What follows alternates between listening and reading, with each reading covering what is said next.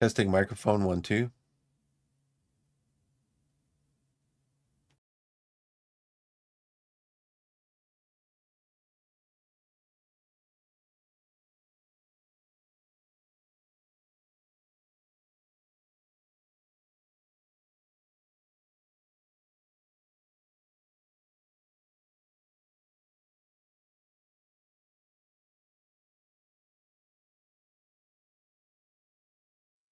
Testing microphone 1, 2.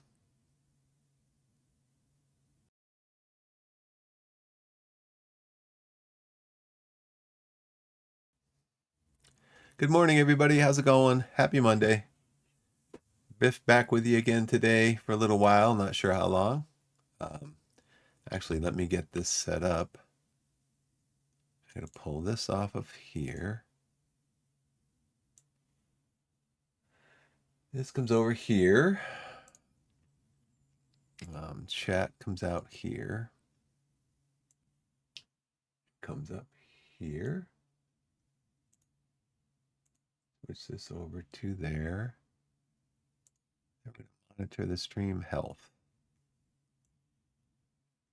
Yeah, that's doing over here. Okay. Looks good.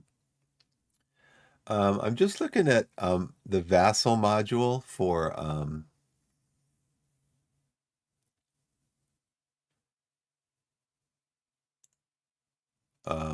looking at the Vassal module for Fields of Fire, and Normandy's starter card. I'm looking to see if there's a way that you can lock the card in place. So once you put the map down, basically, it's like having it under plexiglass. It just locks it there and you can't move it.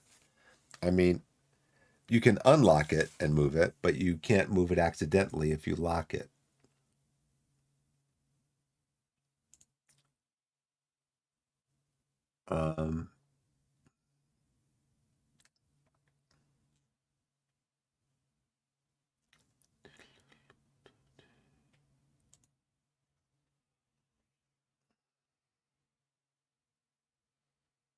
I might have to look at that just some other time.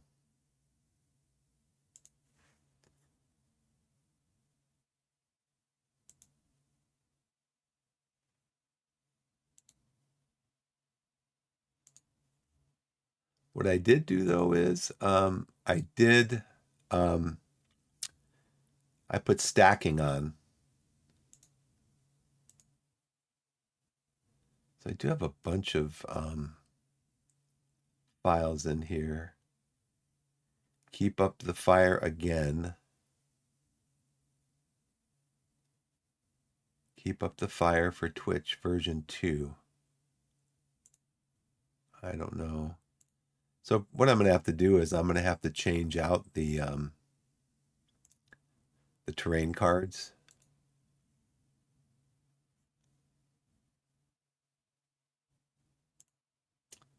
I'm actually not sure if I like the placement of these cards anyways. They're not very big.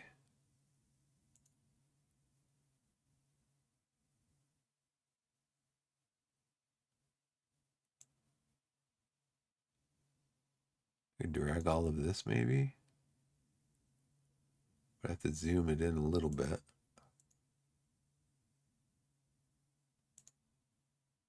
I want people to be able to see it.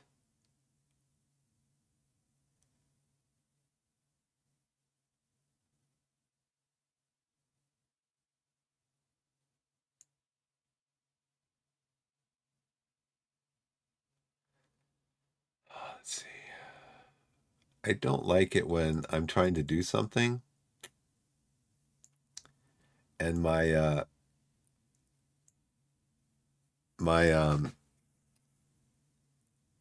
taskbar keeps popping up when I'm trying to do something at the bottom of the screen, and every time I mouse down here, it's like, I'm your taskbar. I'll help mess you up.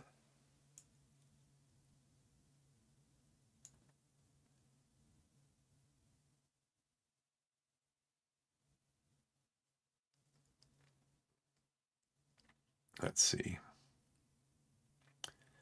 Actually, these I'm gonna. Oop, nope, I don't want to do that. I do want to have these down a little bit so that if we, I want to give myself a little bit of room on the sides so that if there is if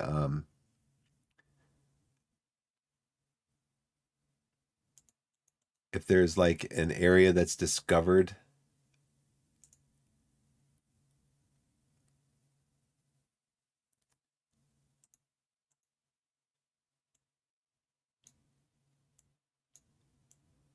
like if there's an area that's discovered to our left or right, we have room to put cards down.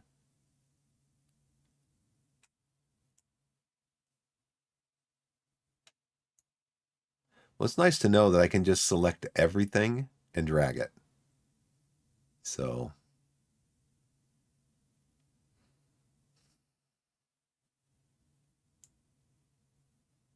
I got to remember to deselect it before I try to drag it again.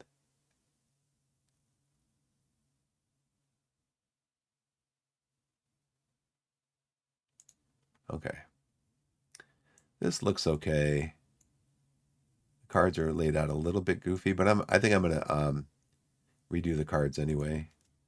So let's see, where am I? Oop, not that one. Nope. Sorry. I'm not thinking about what I'm doing. I'm just doing. Okay, so here's my setup. I can make this a little smaller, I think.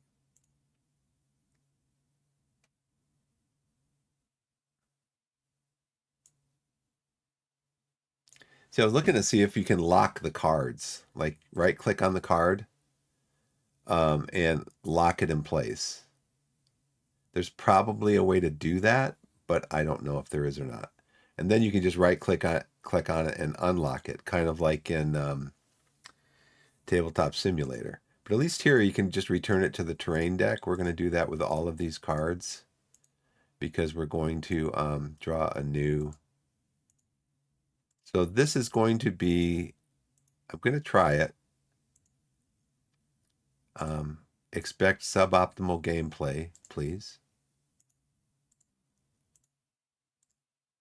This is going to be the kind of like a training thing, but it incorporates most of the rules that we've been learning for like the last who knows how long, the last few days, weeks. If I do this here, those are nice and big. A little too big though. That should be okay. So what we're going to do is we're going to go into, and I might clean up a little bit of this too. We're going to go into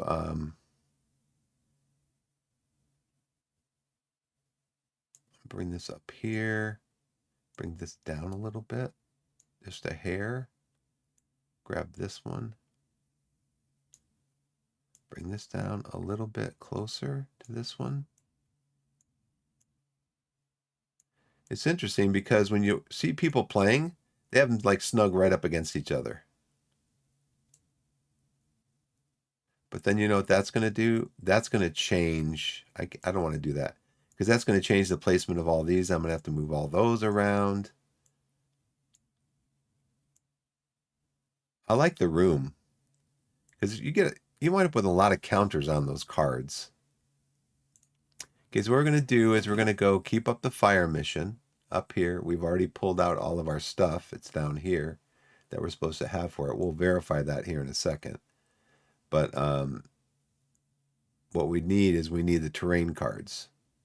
We pull out terrain cards and hopefully get these so that these are kind of like right there. And again, this is what I'm talking about. Every time I move, uh,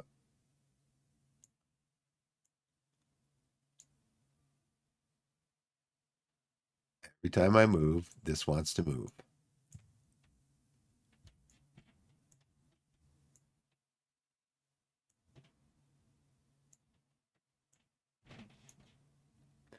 Okay, so we're going to lay down cards up here.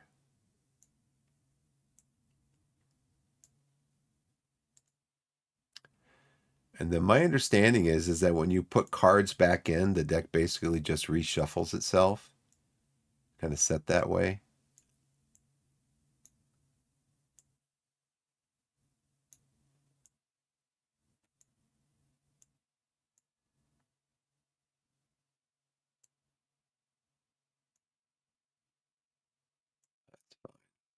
I can move those again. So this is going to be I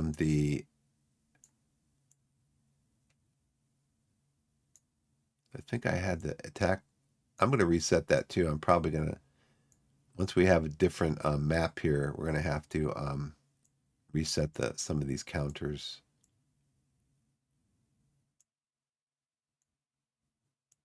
I have learned some things.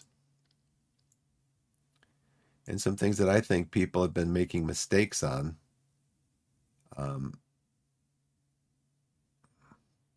Actually, to drag, I can just drag it over here. I think like this, move it to the edge of the board. Some things I think I've been seeing people make mistakes on. For one of them is once you, I'll explain it to it as I get to it here because I want to finish this up.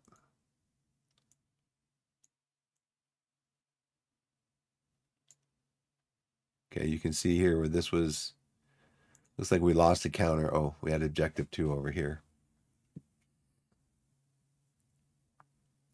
Yeah,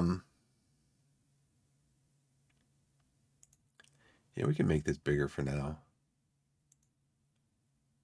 Because you got the space.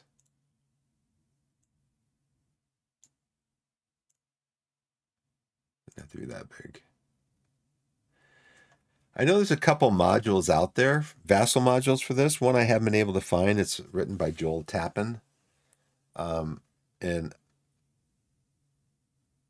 now when you click on a link, I've found some different links for Joel Tappan's Vassal module, which I think has some more features in it that I think I would like. When you click on a link for that, it takes you to the current Vassal module, which is written by somebody else. So I don't know if that person took the Vassal module over from Joel Tappan.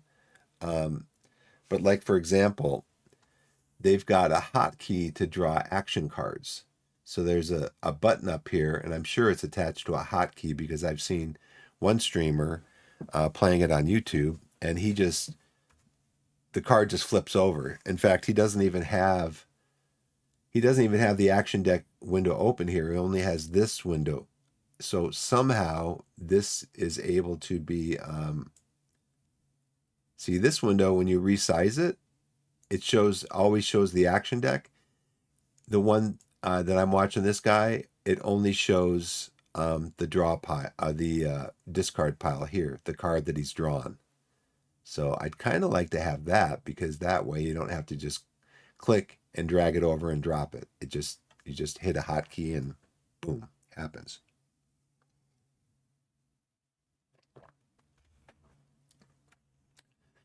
So we got our thing out here. Let's go into Adobe. Oh, no, not that one. Go to Adobe. That one. Okay, I've got that open. I've got that open. I've got that open. OBS, that. I don't think I need that open. Okay, so what we have here is we have the Keep Up the Fire standalone mission and example of play. Guide to the units. I want to scroll down here real quick and look at the map. Okay, this is the map. Our staging area. Random terrain. Did I pull that? I did, yeah. Okay. So here's the staging area. There's random terrain, 1, 2, 3, 4. Four rows, 4 columns. Okay, so I come back here. So we have C's, B's, A's, and B's. These are going to be turned over, face up. These are going to be face down. And then this is the staging area. And then we're going to follow, we're going to turn those face up.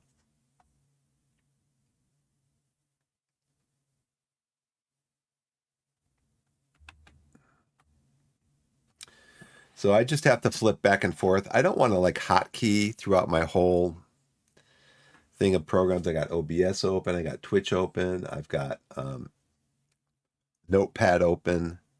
I don't want to be flipping around through all of that stuff just to get back and forth between these, between this and Adobe. So let's see what our, here we have, okay, so it looks like we're going to be going through the woods. Maybe the woods and the hedgerow. Steer clear of this.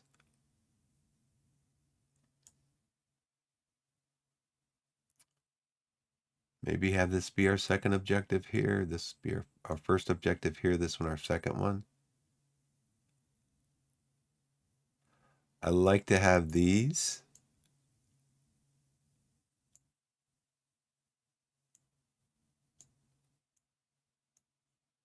Kind of down here.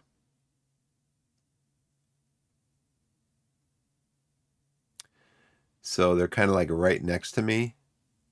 So I can remember, oh yeah, I got to change these. Now there is a thing here for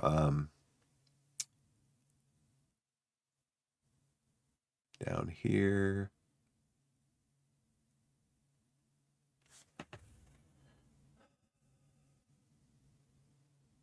Turn. Shows the turn here. There's also one for contact level. I think that's in here though. It's in the charts.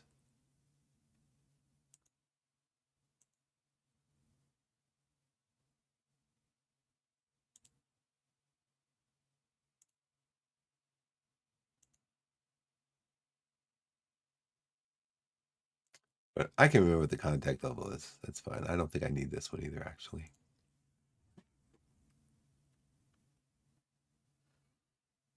So we're going to open up. Well, let's go back over here. So we know we have orchard, woods, and bocage. Here's our units. First, we have a battalion commander on the grenadier squads. Okay, let's see. Learning tool, quick sit down and play. Quick for me is going to be like 6 hours. If you did not have time to invest in the full campaign, it uses the Normandy terrain deck. Experience. Talks about the experience points that we earn for doing certain things. There's no tracking of ammunition. Communications. There's really no tracking of communications. All unpinned HQs and staff are considered to be in communication with each other regardless of location. Now, so that's HQs and staff. In addition, unpinned HQs and staff are considered to be in communication with any friendly unit on the same card. So it doesn't matter if you're in cover, out of cover, they're in communication. They're not using pyrotechnics, no vehicles. We're taking prisoners. The grenade attacks use, both U.S. and German grenade attacks use a -4. We're putting the casualty collection point down somewhere. Now, did it say on a face-up card of your choice, or any one card in the staging area before the mission begins? Okay. Well, I think you just want it somewhere safe, right? Or safe-ish. Let's put it back in these woods.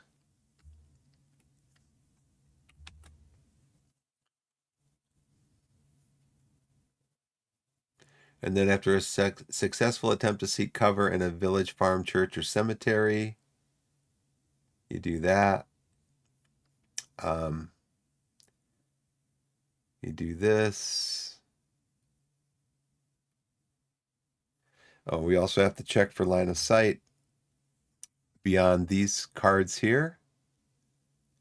Um, we'll check on that one here. There's no line of sight into the second row, but there's no line of sight into the second row. All of these are green. There's no line of sight into these cards here. But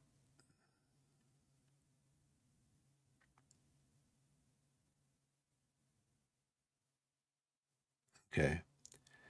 So now technically there's line of sight from here over to here, but you don't pull that unless like instructed to you by like the enemy plate. There's no line of sight from, or there is line of sight from the hedgerow over to this here, but there's no card over there to reveal. So you just don't do anything.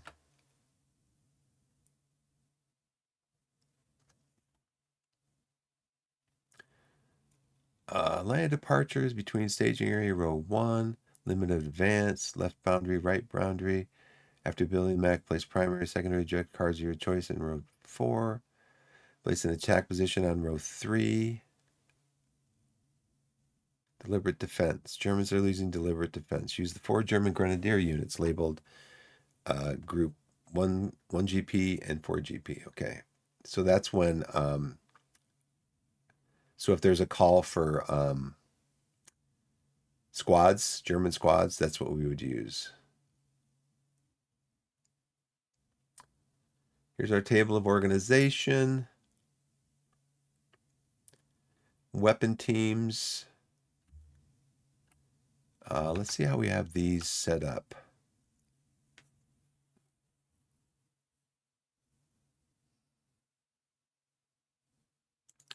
They've got that. They've got that.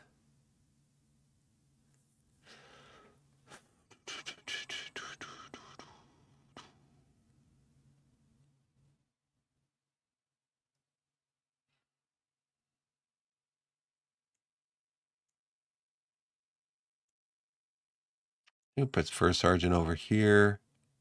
Actually, you know what? I think third platoon is going to be the point because we're heading towards this area up here. We're going for here and here. And I think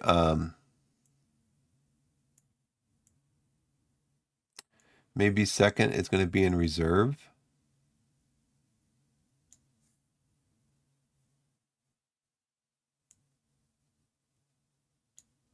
So artillery officer can go there. You get a mortar. Now let's see what kind of. Yep, we have the 61 step mortar team here. So we should have over here 2 machine guns. 1, 2. We should have 3 mortars. 1, 2, 3. We should have 3 anti-tank weapons. We should have artillery officer, mortar officer, and then we get, artillery forward observer, mortar forward observer. We do get the following assets that we have out on here. So each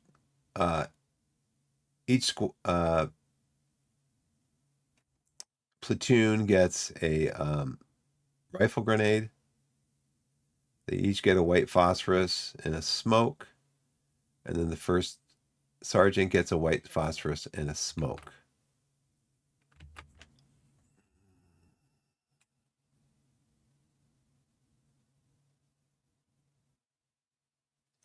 Should probably have the EXO, might need smoke also, so you can have some smoke. So we got those laid out. And then it shows us what our artillery is.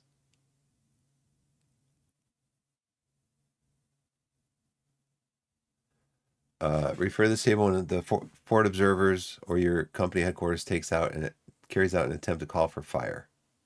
So it shows you what the modifiers are right here.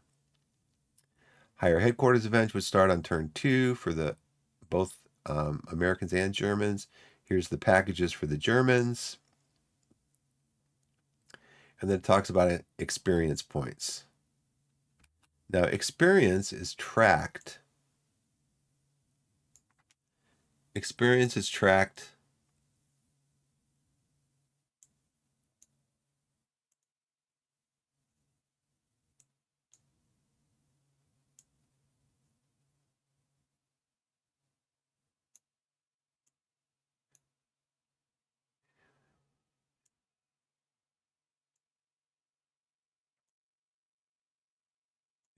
tracked up here. We are going to do fire missions over here. I'll set those up as they come up. We can see what kind of ammunition they have.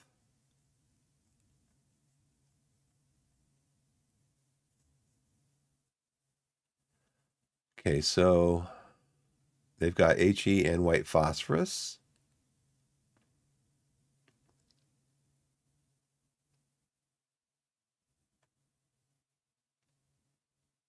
It doesn't tell me how many missions we have.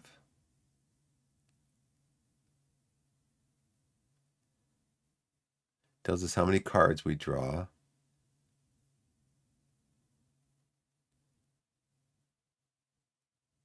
But I don't see where it tells me how many missions we have.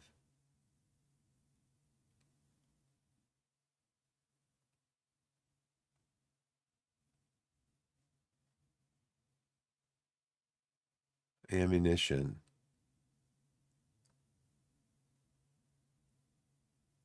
Enemy spotters draw 2 cards.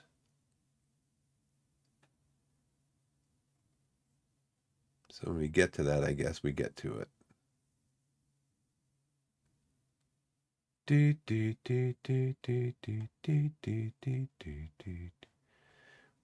other night, our family went to see the Colorado Symphony Orchestra, and they played.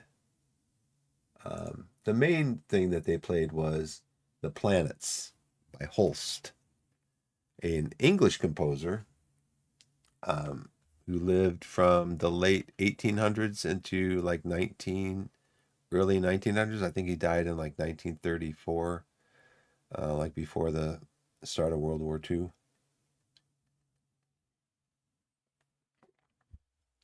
Yeah, I'm not sure how many. Not sure how many. Now, see, I'm assuming that we go over to here to 716. It's going to tell us.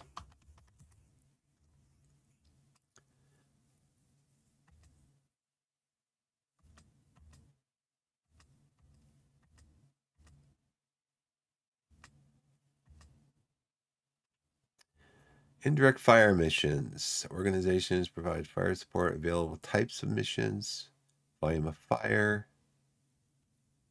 the number of fire missions available for each type of fire mission. It doesn't say.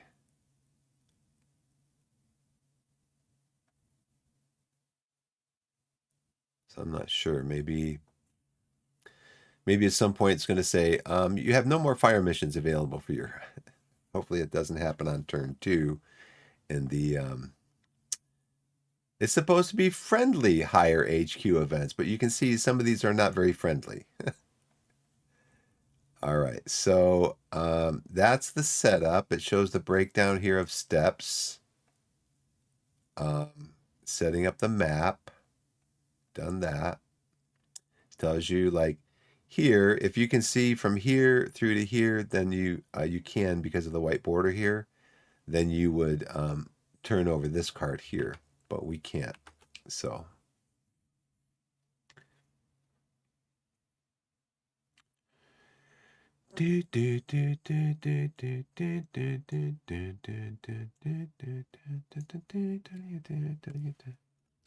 all right, so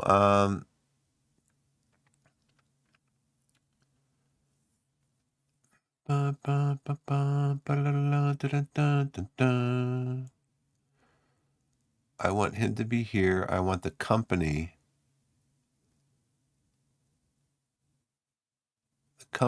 HQ to be here. With mortar, that, because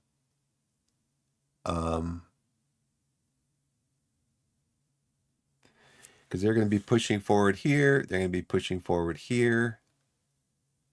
And then I want to go ahead and highlight all these. So this is a nice little thing you can do. You can click on your, we're gonna cycle through the colors. So we're gonna select these and cycle through to purple. We're gonna select the third platoon.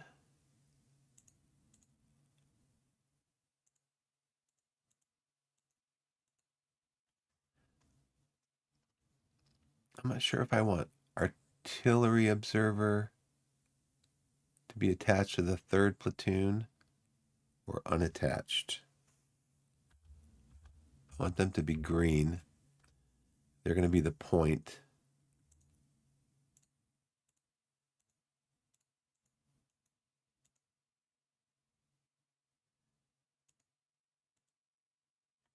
They're going to be blue. Oh no, that's not what I wanted to do. That's not what I wanted to do.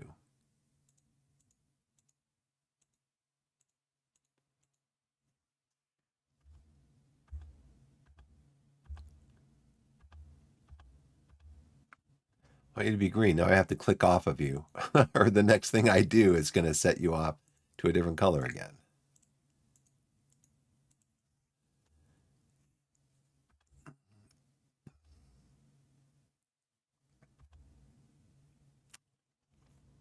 Maybe yellow for those guys. Okay. So this is the first platoon. They have a bazooka team attached to them, a light machine gun team, a mortar team, and a mortar forward observer attached to them. I'm going to go over here and we're going to look at, it talks about units being attached. Maybe it talked about it over here.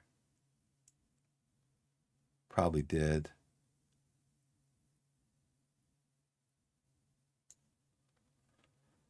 You can either assign these units to a platoon or leave them unassigned. Assigned units can be given orders from that platoon's HQ. All units can be ordered by the CEO, the company headquarters, company staff, regardless. I think I want them assigned to the platoons.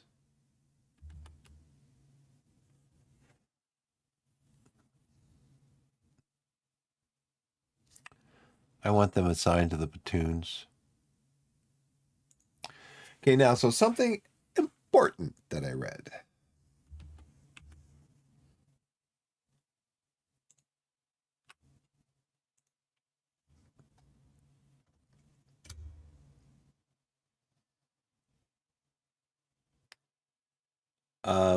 So this is some stuff I've learned.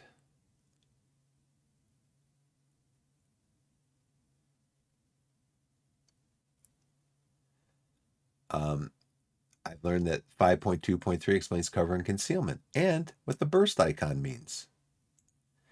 The burst icon on the terrain card.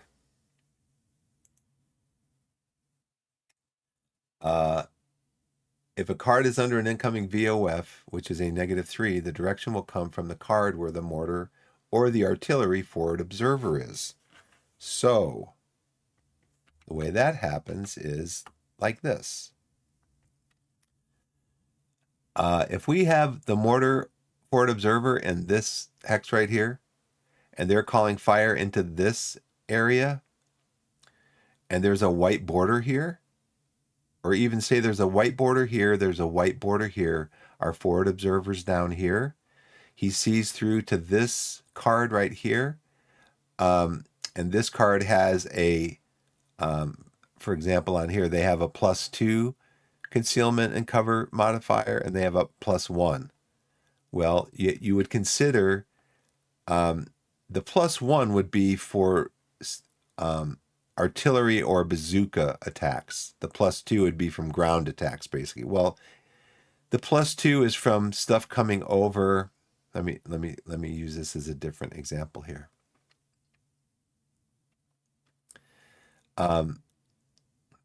You have a +2 for any fire coming into a woods on the ground level. But if it's a artillery or grenade attack or a mortar attack, it gets a -1 because it's air bursting. It's coming in from above. Now, there are questions as to which direction is the fire coming from to resolve some of this stuff. Well, the rules say that the direction that the fire is coming from is basically right over the observer's head. So in this case, if the mortar was firing from here to here, well, it can't fire inside the staging area, but if it was firing from here to here, you would consider that the fire is coming not from this direction, or not from this direction, or not from this direction. It's coming from like right over the observer's head, so it'd be coming in like this. Oh, I just said there with 20 minutes, which should have only taken me like a few minutes. Another important thing, line of sight may be blocked as a result of smoke or incoming and airstrike markers as a result of dirt and dust being kicked up by explosions. You can trace line of sight into, but not through or out of cards with such markers. So, this is kind of a gamey thing. This is a little bit of a gamey thing, I think. If there's an enemy unit in here and there's an incoming artillery marker or an incoming mortar marker, the enemy cannot see out of this card. We can see into it. We'd be able to see into it, but not through it. But they cannot see out at all. So basically, you can attempt to just have your forward observers or your mortars just keep dropping artillery on there until you actually resolve the enemy situation and get rid of them, because they can't fire at you. If there's a incoming marker on there, they can't fire on you. So, because they can't see out of the card. This was a big one. We had this. Me and Shroom had this discussion a couple days ago about this, how this works. Does an HQ need to complete its activation before another HQ gets activated? This is what I found. First of all, on something from like 2015, I think, something on Board Game Geek, a couple of, well, actually, I think I can show it here. Trying to avoid doing that, but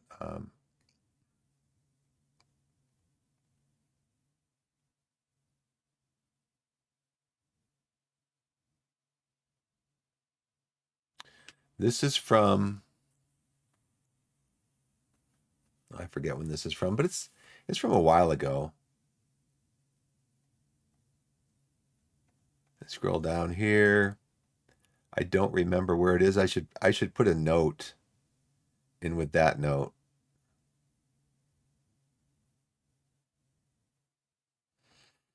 See, the thing is, this game is 16 years old and it's gone through some revisions and stuff.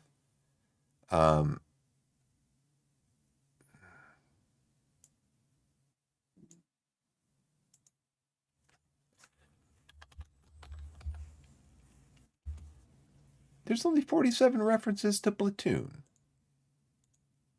About command. There's only 92 references to command. Well, basically, there's something in here to the effect. They say in here, again, this is probably from about 10 years ago. They say that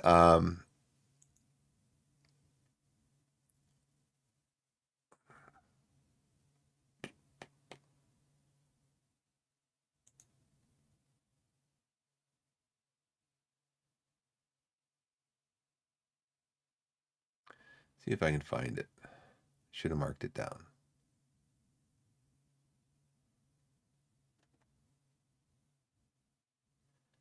Now that we turn, well, here's an example of this. Now we turn to the first sergeant. We'll get back to the second platoon's HQ's last two commands once we see what our first sergeant can accomplish. Now, this is what the rules say. And this is the, I don't want to go back there. This is what the rules say in 4 point, right here. During the friendly command phase, HQs receive commands. The friendly command phase in the sequence of play represents how these commands flow down the chain of command as orders from higher to lower, from battalion to company to platoon, from battalion to company to platoon. HQs are either activated by their higher HQ or they have to act on their own initiative. These are different impulses. HQs that are activated by their higher HQ tend to have more commands. All commands must be used or saved during the impulse in which they are received. That is, a company HQ command cannot be used during the platoon HQ impulse. You choose the order that the platoon HQ or company staff draw for cards in the impulse they are activated or in the initiative impulse. When a HQ or staff, which is a company sergeant, draws for commands, it must use, save, or lose the excess before another HQ or staff draws. So, to me, that means that you can, the company HQ gets activated by the battalion. He draws for commands. He gets 4 commands. He chooses which, if he's going to activate any platoons or company staff under him for that turn. He chooses, he activates them, and then he decides if he wants to save any commands. That's it. Oh gosh, man, I'm so stupid. Let's go back. I want you guys to see this. Blah, blah, blah. So the gist of all this, and the question for me was,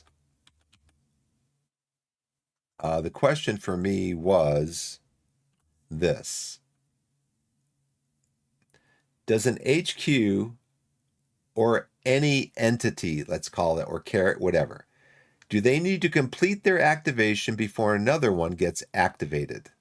Well, no, you can activate them because the company HQ will activate all the ones that he wants activated. He does that.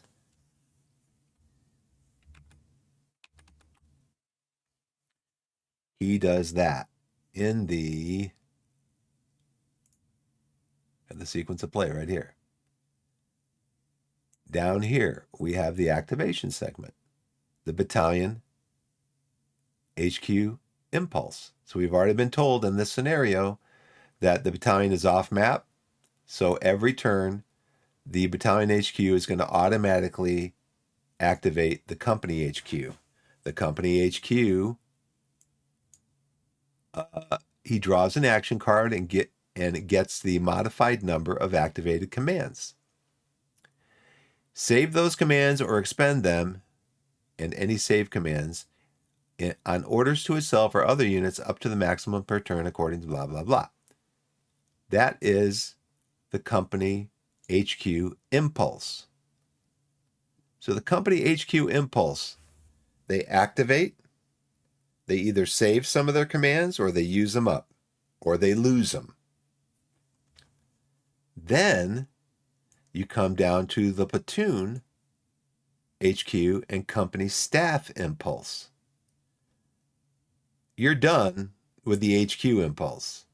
You can't go back and say, oh, I had 2 commands available, so now I decide to up to activate the 3rd platoon because I didn't activate them before. No, you're done. Once that impulse is done, it's done. And that's what it says right here. When an HQ or staff draws for commands, it must use, save, or lose the excess before another HQ or staff draws. It's not like mix and match.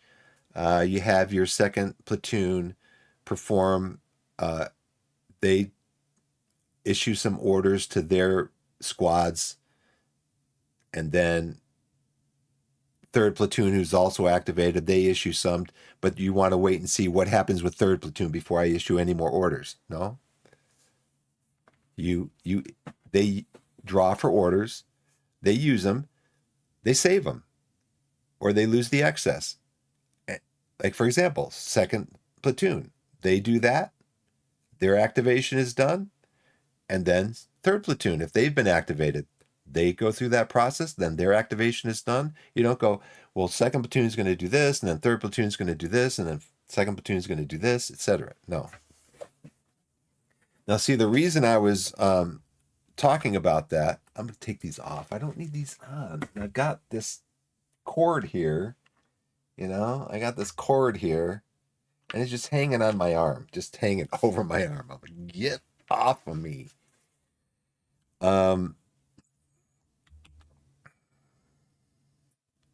Oh yeah, I wanted to find that.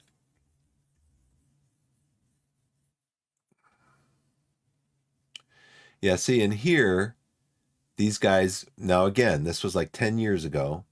So obviously things change. Now that because this is in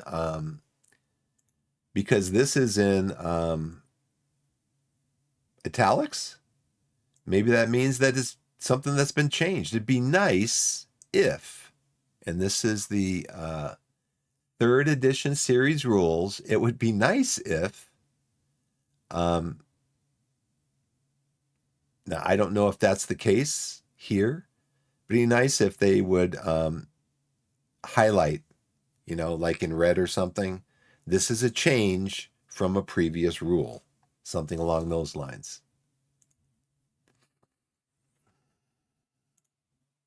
Now we turn to the first sergeant. We'll get back to the second platoon's HQ's last 2 commands once we see what our first sergeant can accomplish.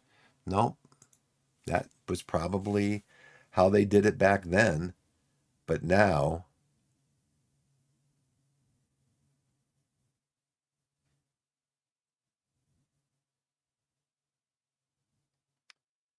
but there was something in here where they specifically said, since you can save commands, or since you can, let's see if I can find the word since.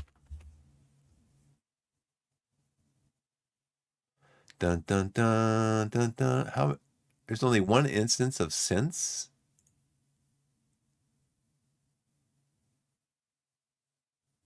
How about because? I'm dragging you up here, leaving you there. Please stay there. There's only 24 becauses.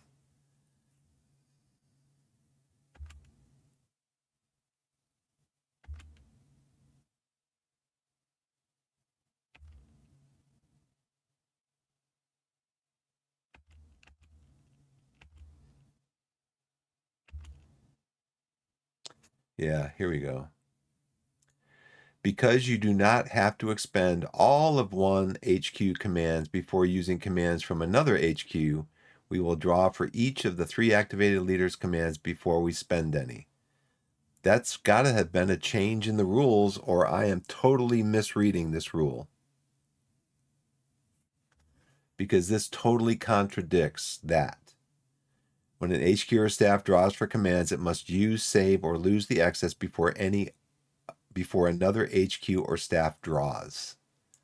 And this one says we can just draw for all of them and see who gets what. Oh, second platoon only gets 2 commands, so we're going to do this with third platoon, and then we'll use some of second. We'll use 2 of no. So and I think I might have had that actually in this is where I found it in that um, example of play. From, like I said, it's on Board Game Geek. It says you don't have to expend all of them. Yeah, it's from Fields of Fire, example of play, advanced tutorial, part 1 by Ricky Gray and Gene Billingsley. But that's not what this says. This says you have to use all of them. So that's how we're going to play it. You have to use all of them. Now, see, I was thinking, yeah, it makes sense. It makes sense that because you want to kind of create the fluidness of what's happening here. It's not necessarily completely rigid, and you want it to be fluid, where this guy's issuing orders and this guy's issuing orders, but technically too, third platoon, third platoon. I'm gonna drag this down a little bit here.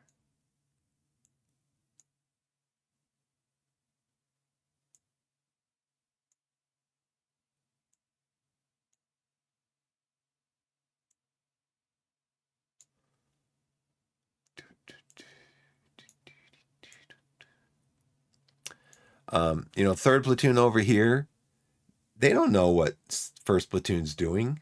I mean, yeah, you could say they're in communication with the other. Third platoon is saying, okay, getting some resistance in the woods. And then, first platoon says we're getting some resistance in the woods. And so third platoon says, okay, this is what we're going to do in response to that. So,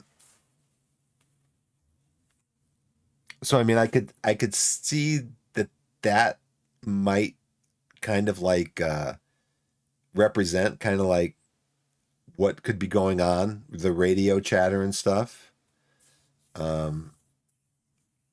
But that's not what the rules say. I guess you could play it that way. Maybe that's a house rule or something. You could play it that way.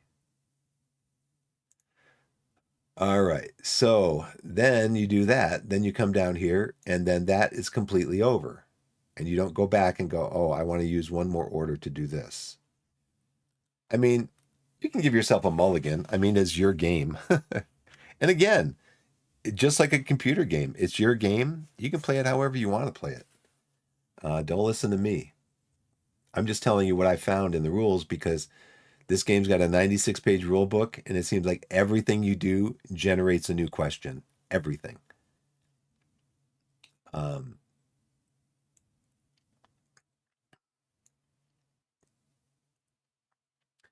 so we are going to we're going to try to follow the sequence of play. Now I saw on Board Game Geek, some people have done like some more detailed sequence of play because it would be nice to consolidate a lot of this stuff. I mean, because friendly at higher HQ phase is it's all based on like a certain section of the manual, and there's a lot of details in there. Some that might be, I mean, you could basically have you could have a whole page of stuff that you might have to do just for this one part of the game turn. The same thing for all these. But what we're going to do come right now is we're going to come all the way down here. Battalion Impulse is going to activate the company headquarters, Battalion HQ. So we're going to move into the company HQ. What am I saying? Battalion HQ is going to activate the company HQ. We're going to draw 4 orders.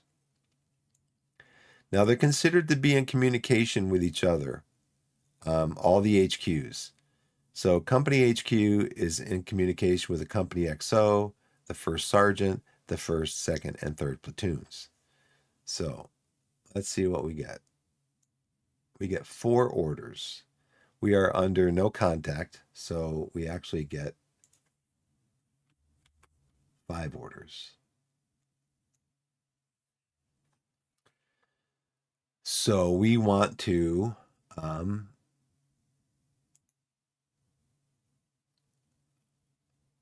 don't know why this. Okay, that's probably why. So third platoon is our point. So I think we want to send third squad, third platoon. We're going to send them up here. And we're going to mark them exposed. Nope, we're not going to do that. You know why I'm not going to do that? Because why aren't we going to do that? Because I get way ahead of myself.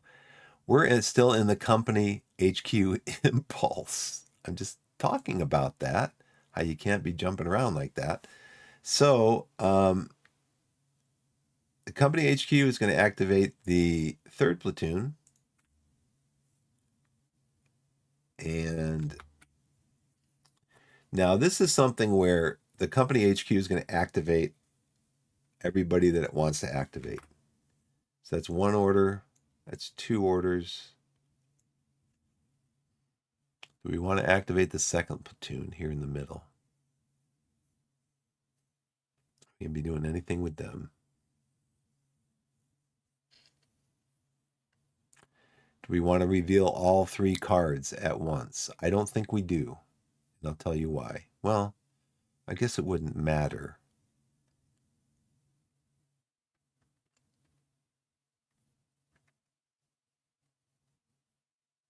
Oh, you know what I want to do before we even start this? I wanted to save this. This was already saved. This was not saved like this. And I have to change these out anyways. I think it'll be okay if we just do this.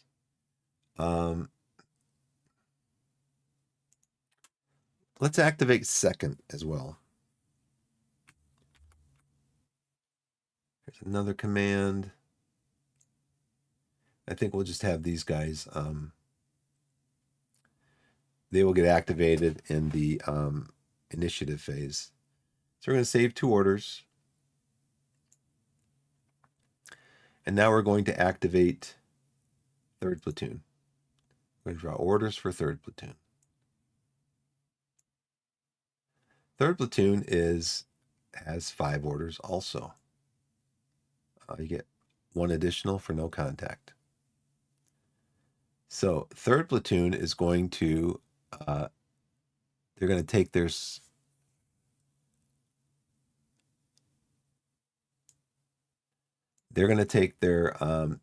squad that has smoke. They're going to come up here, get marked exposed.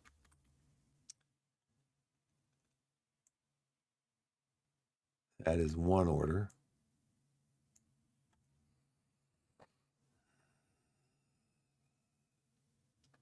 And then they're going to save. So now that is third platoon activated and done. So we're going to flip these over, flip him over. Now first platoon, we're going to roll for first platoon. How many orders does first platoon get? It gets 2 plus 1 for no contact. And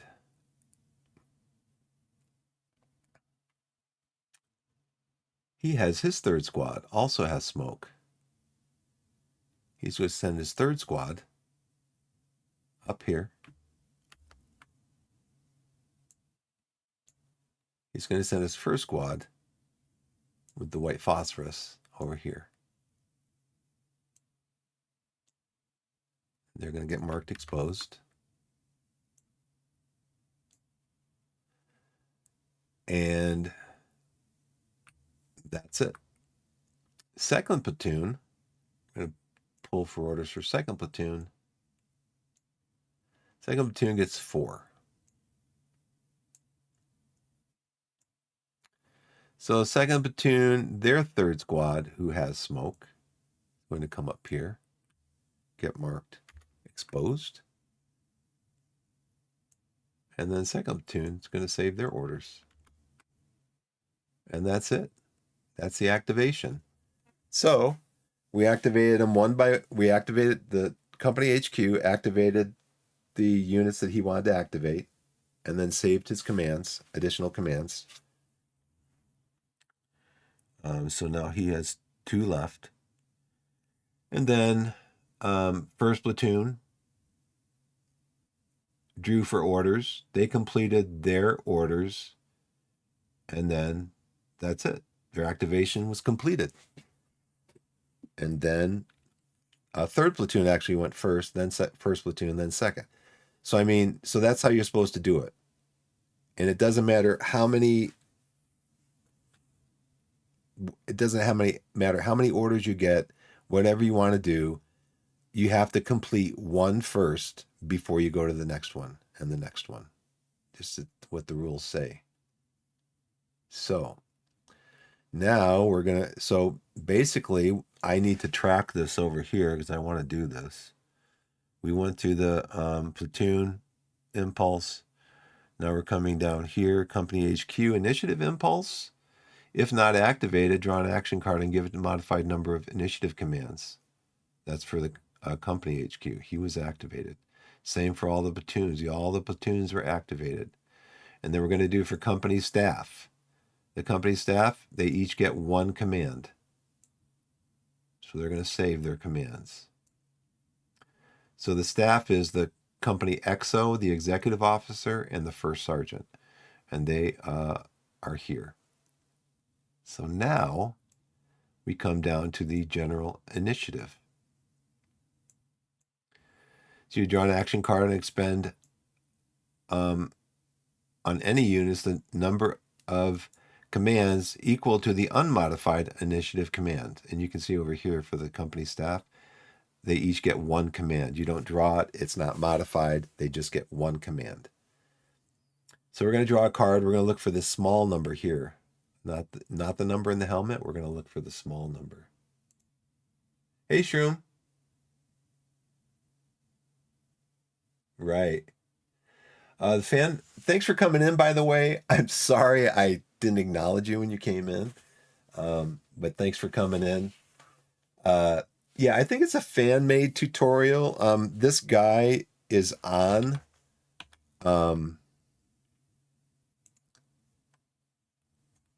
This guy, Ricky Gray, I've seen his name associated with.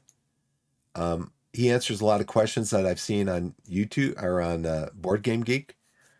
And so I'm assuming, I haven't been down here to the bottom of this. It doesn't show like when it was published. Now there's probably going to be a date. If you do a search on Board Game Geek for this right here, there's probably going to be a date on there when it was posted. And I think it was around 10 years ago. It could have been back in the late 19s or the late teens. It could have been like 2018, 2019. But I think it was there. You could, at some point, you could actually do this right here. The rule probably used to be where you didn't have to expend all of one HQ's commands before going to another HQ. That's kind of where I'm at with. I'm trying to find stuff in the 3rd edition rules because those are the most current rules. And I don't know if anybody's done a difference between 1st edition and 2nd edition and 3rd edition rules to kind of show the progress of the game or how the game has evolved. But that would be kind of nice to see, because at least if you saw in that there was a change from first edition to second edition, then you could also say, well, I'm going to look that up in third edition because they might have changed it again. But yeah, see, I mean, I don't think this is pretty clear right here. When an HQ or staff draws for commands, it must use, save, or lose the excess before another HQ or staff draws. I remember we were talking about that the other day. You know, how does that work? Well, it appears that's how it works. And it kind of makes sense. It kind of makes sense, and it kind of doesn't make sense for a couple reasons. Well, first of all, because of the fluidity of combat. I mean, you're just kind of, it's almost like if you're watching a movie and you see one squad doing something and then in another part of the map, this in the same battle, like in, say, for example, in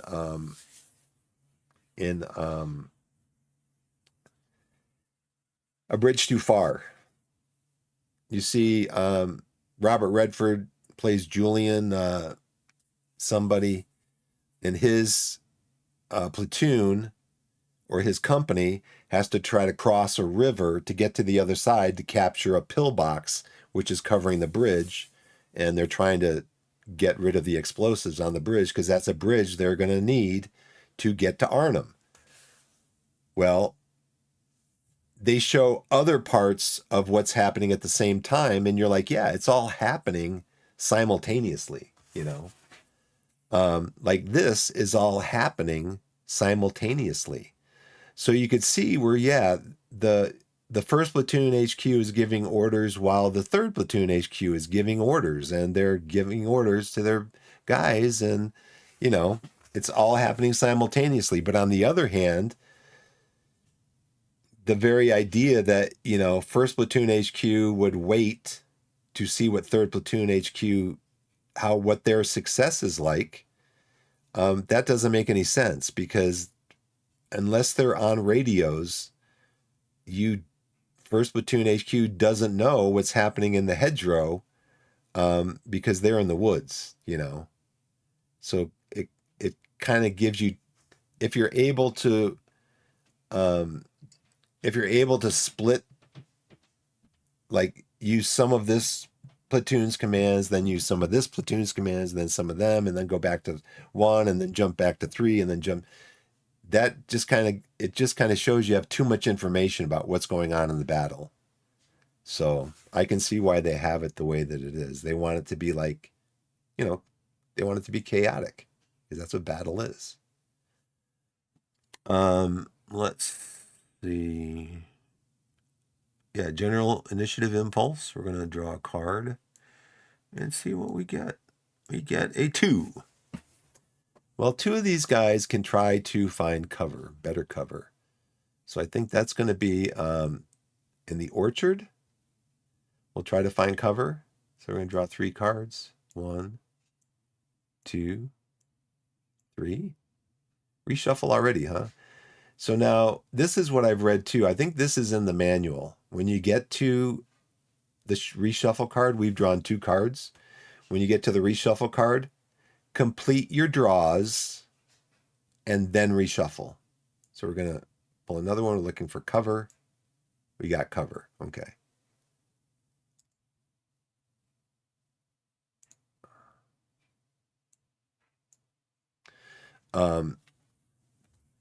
I do want to set this up, and then I got to shuffle.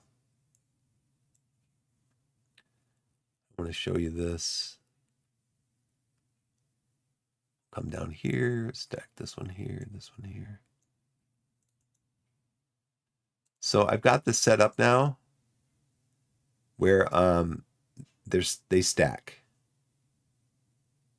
So you don't have to, you can actually pick, like say I'm here and I want to pick out the, it kind of shows you backwards how they're stacked.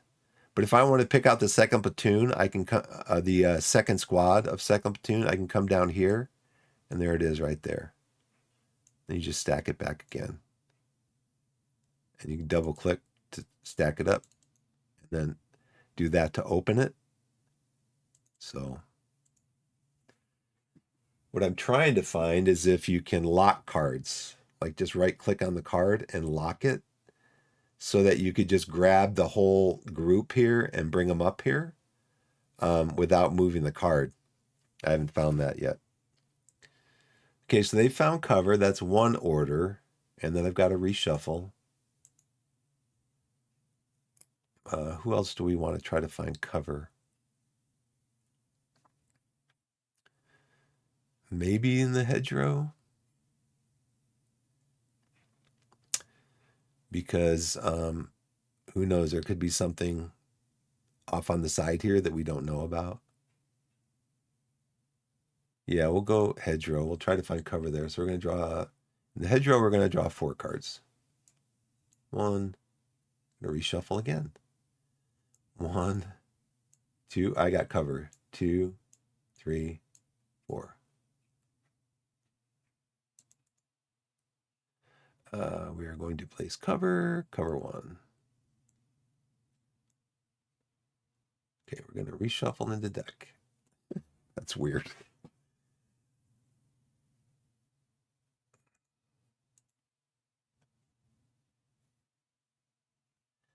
So what you have to do is you have to go into the mod.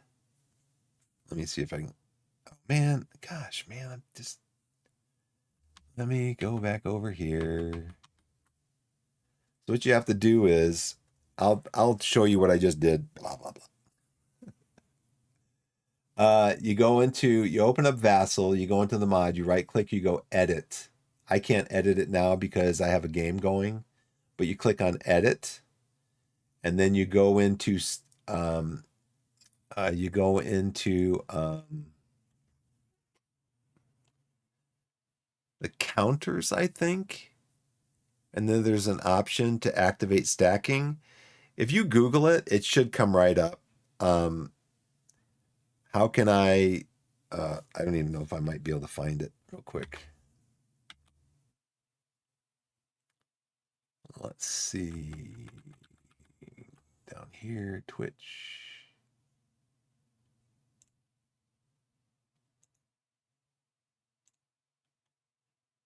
Okay, let me see this one. If there's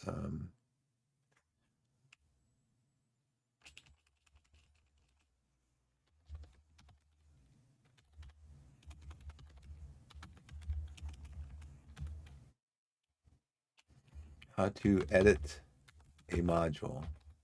Gotta remember they're called modules. Edit a module and toggle stacking. There's actually some it looks like there's some good YouTube videos too on module design.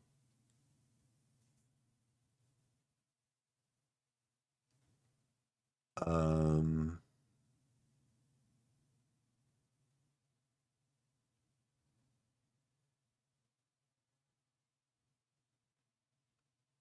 Module editor.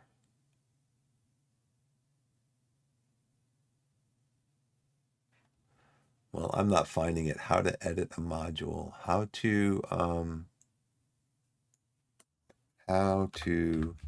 toggle on stacking.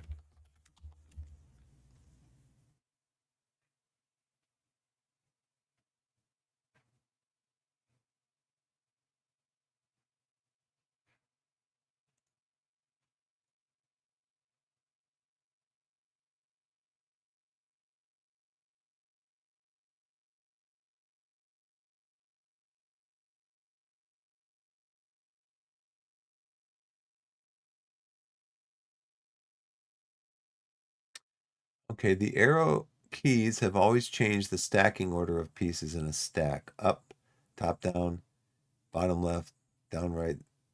This is definitely documented. Um,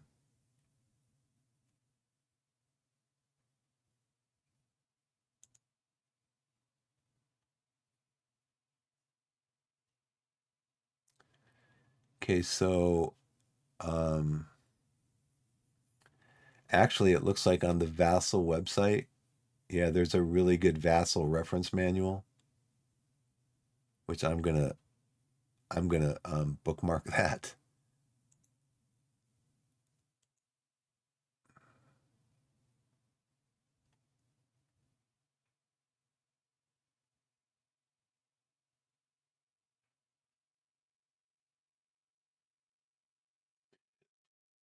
Hmm.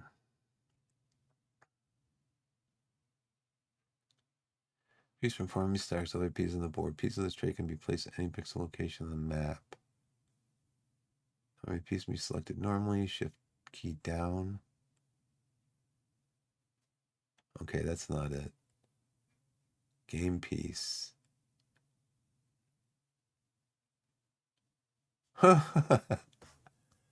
In the Vassal reference manual, they have information about game pieces, and then game pieces have individual traits like stacking, doesn't stack. The heading for this little chapter here says trait ordering and you.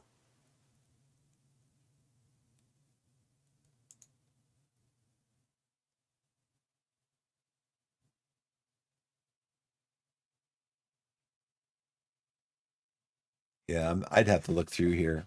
It's somewhere in the edit menu where you can do that. Let's see. Okay, so this is what I did, which I didn't show anybody because I had too much going on here. These clicking, click, click, click, click, click, click, click, click. So we drew our cards. We actually reshuffled a couple of times. I reshuffled, and then the first card I picked off the newly shuffled deck was the reshuffle card. So I shuffled again. We found cover for two of our units. We actually got two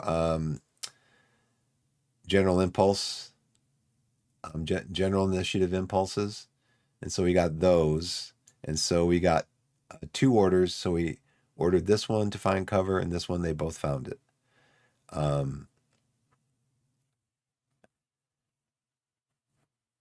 Yeah, so right here, I can take third platoon, stack them on there. I think I have to click off and then grab this. I can grab the whole stack there, click off. Really,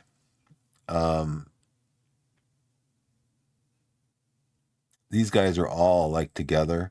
But then, yeah, you just double click and it opens up the stack. Now, it said that you can reorder.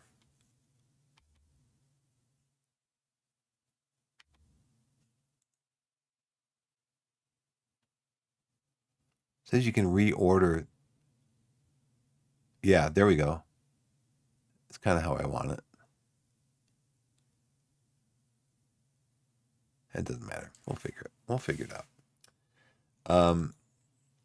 So let's move on. We don't have any of this going on right now. Any activity check segment. We don't have any of this, any of this, any of this, any of this, any of this. Yes, we do. We have potential contact evaluation. So with each card with a PC marker from the unit, draw the number of action cards indicated on the potential contact draw chart. So we're going to open that up over here. The charts, be contact, potential contact draw chart. Now, see something else I have found that I don't think I've been doing is this right here. Command draw modifiers. When drawing for commands, whether in the activation segment or the initiative segment, modify the commands on the action card as follows. So yeah, they all got the contact level, they got +1. The current contact level is no contact, so they all got +1 command. But if a commander in HQ or staff are under a VOF, they get less draws. And I'm trying to remember. I don't think I've seen anybody playing it that way. I don't know if they just forget about it, but yeah, that is a thing. Okay, so we're under no contact. We have a C. We're going to find out which one of these we have to do because it's got to be random. So we're under no contact. We have a C. We have to draw 4 cards, at least for now.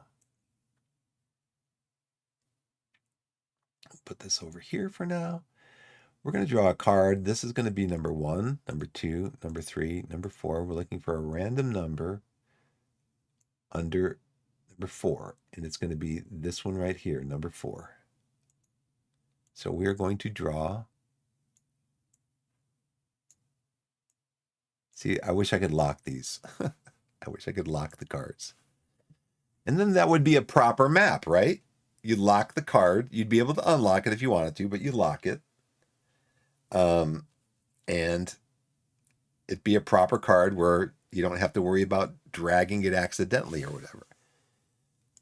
So potential contact C, we have to draw 4 cards. So we're going to draw 4 cards. We're looking for the word contact up here. I just have a feeling I'm going to activate all these. That's how my success goes with these games. Okay, we got 1, 2, 3, 4. No contact. Nice. So we're going to remove this marker. Return it to the stack. There were 2 cover cards in there that would probably help us out at some point, but not today. Okay, 1, 2, 3. We're going to draw a card, and we're going to, we're still under no contact. We're going to draw a card, and we're going to look under the number 3. Number 3 is number 1, so we're doing this one. So now we're going to draw again 4 cards because we're still under no contact. We got 1. We got contact. 2, 3, and 4. So we do have contact. We're going to resolve this contact right now. And this is how you do this. You come over here to the scenario book. And this is the scenario book for the mission that we're on, to keep up the fire. Come over here. And we're going to look under the German activation chart right here. German force packages. Enemy packages are limited by the counters provided, so we have to keep that in mind. For example, some of the counters provided are German squads. There's 4 German squads. If one of them gets eliminated and then we draw for a German squad, then we don't have any more squads. And so then we have to draw again for some other package because we don't have any more squads to put out there. So that is a general mechanic in the game, so that basically you can't get like wave after wave after wave. There is just like you have a limited amount of troops, the force that you're facing also has a limited amount of troops. Redraw any package you are unable to place. German squads are drawn randomly from the available pool of squads. All right. So what we're going to do is we're going to draw, we're on potential contact C. We're going to draw a card and we're going to look under the number 10 to find out what package we get.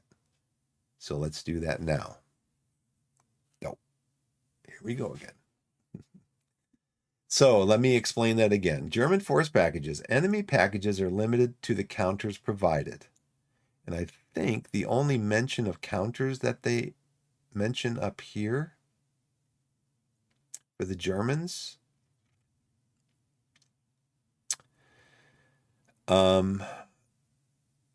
there are 4 German grenadier squads. And you pick from them randomly. Looks like there's one. I don't see where it says what the limit of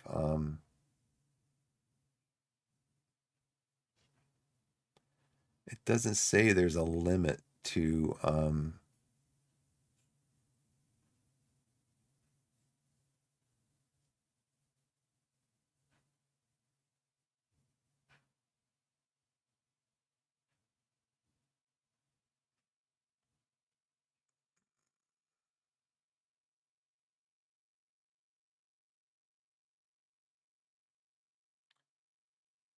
Uh, enemy packages are limited by the counters provided. It doesn't show any counters. What counters are provided?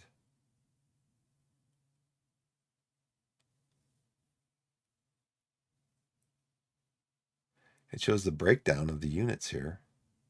I guess it's just the 4 squads, and then one each of the like the machine guns or whatever that can come out. I don't know. It doesn't say.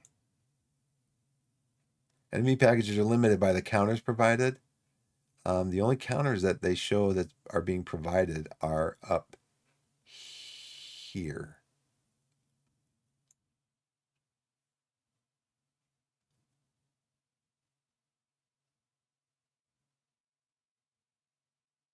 Maybe the counters provided in the counter mix of the game.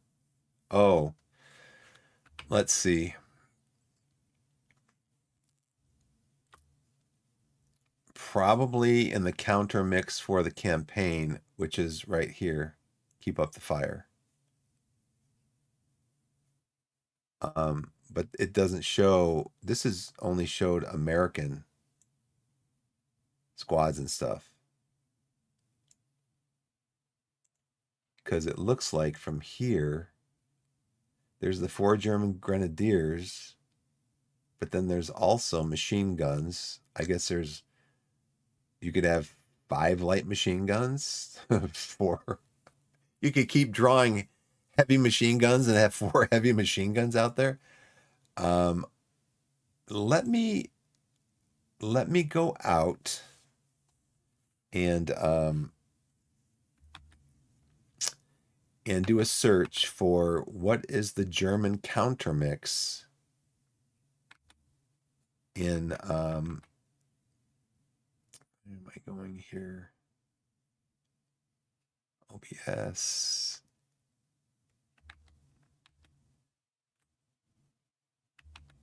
Come down here.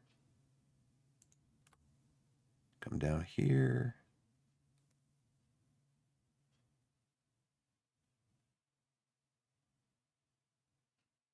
Open up another instance of Google Chrome. There it is. What is Fields of Fire?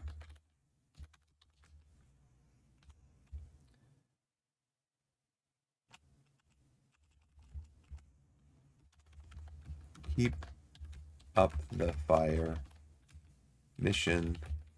What is the German unit countermix?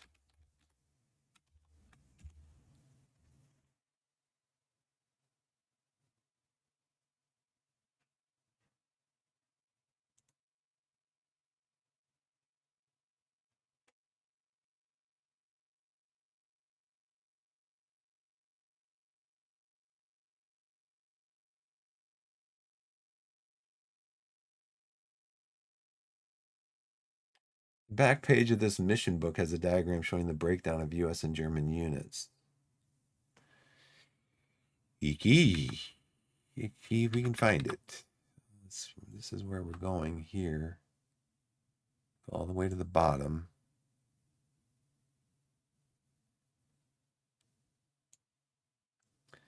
It just shows the 2 German squads.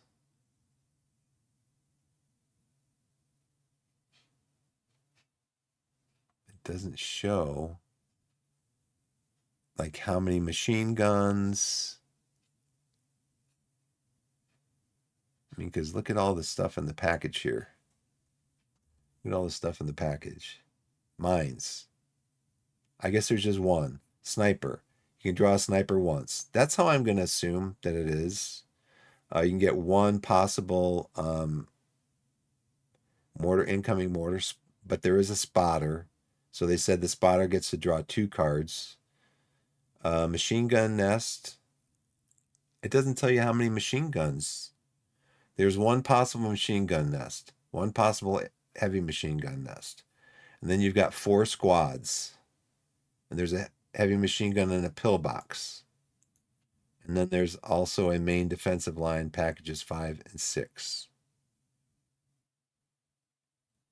Oh, that's something else I got to do.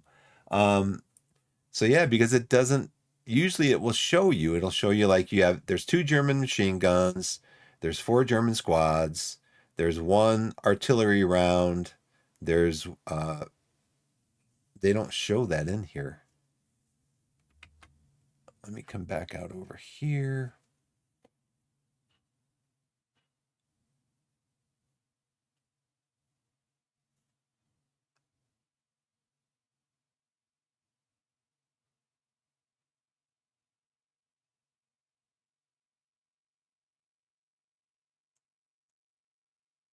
I don't get it because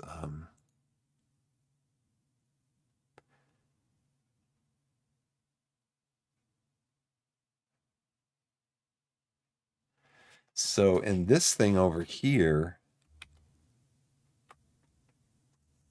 this is also the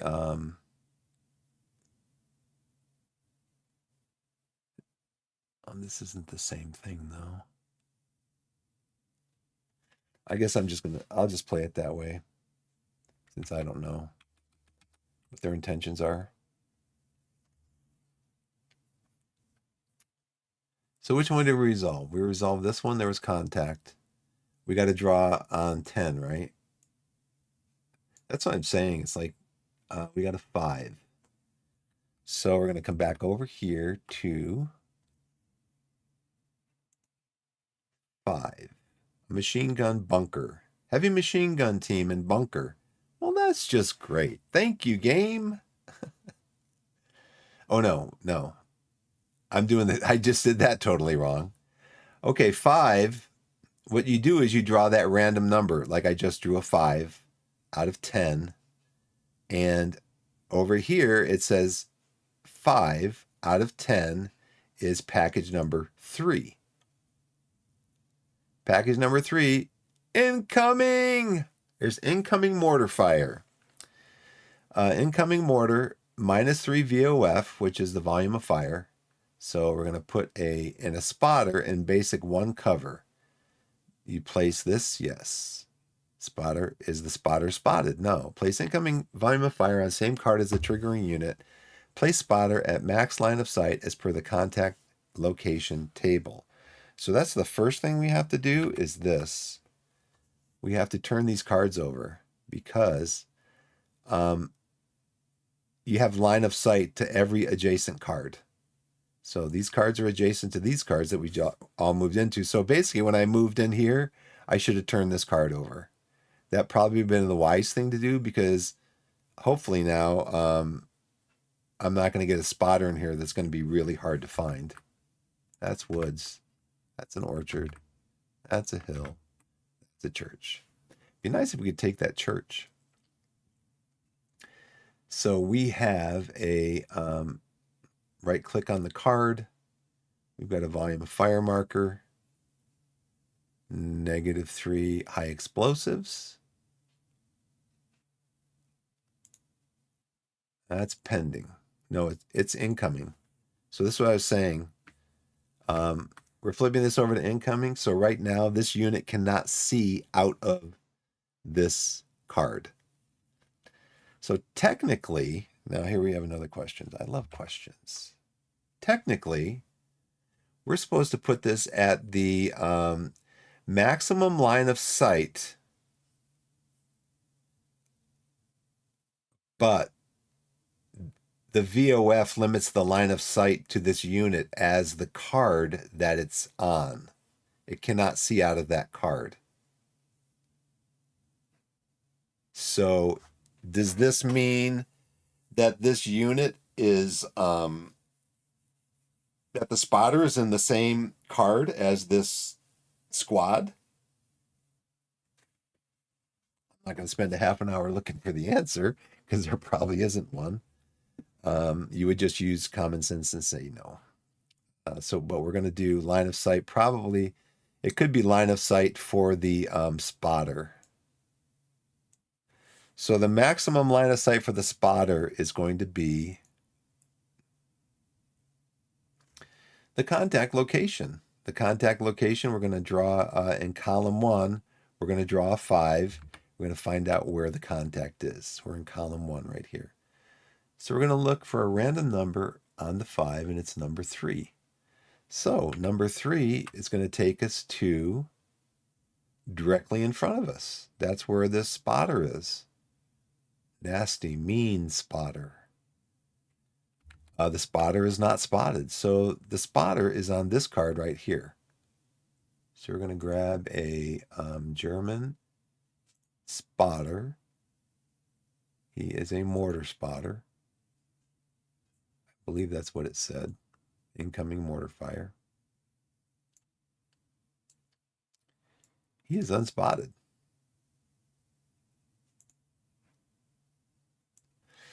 Let's see. Yeah, these are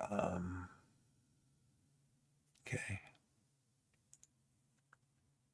And he's in +1 cover, I think it said.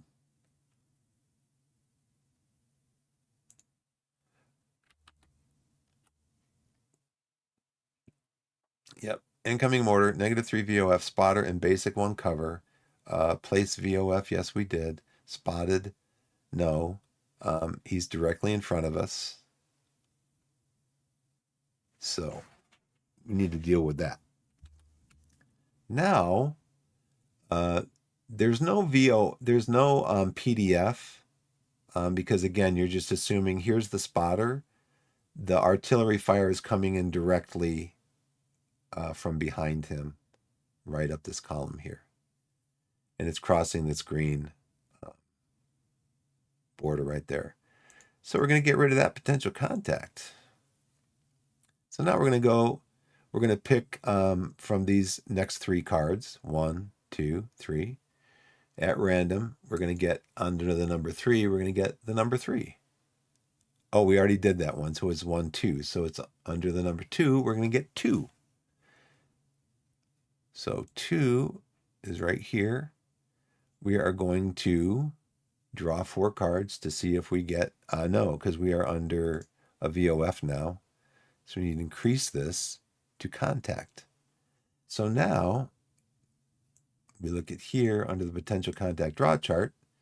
We're drawing for a potential contact marker C, and we are under contact because we're under a VOF. One of our friendly occupied or enemy occupied cards is under a VOF marker. So we're drawing 3 cards, not 4. So we're going to draw 1, 2, 3. And there's no contact. We're right here. Return that one to the stack. So now we got to draw a card in random under number 1. No, there's no number 1, so no. We've resolved these 3. This is the last one we're going to resolve. We're going to pull that up there like that. So now we're drawing, again, 3 cards to look for contact because we're currently under contact. We're going to draw 1, 2, 3. And there's no contact under this one. I'm pretty happy about that. So we have 1 contact. This is obviously not their this. So I was just resolving PC markers C. We have B's. We got A's up here. We have B's up here. C's are basically the easiest. If you look here at the chart here,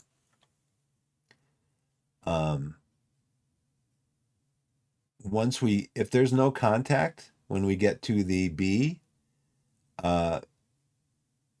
the first one that we pull with no contact is just to be they'll be auto contact automatically. You don't draw cards, they just automatically show up.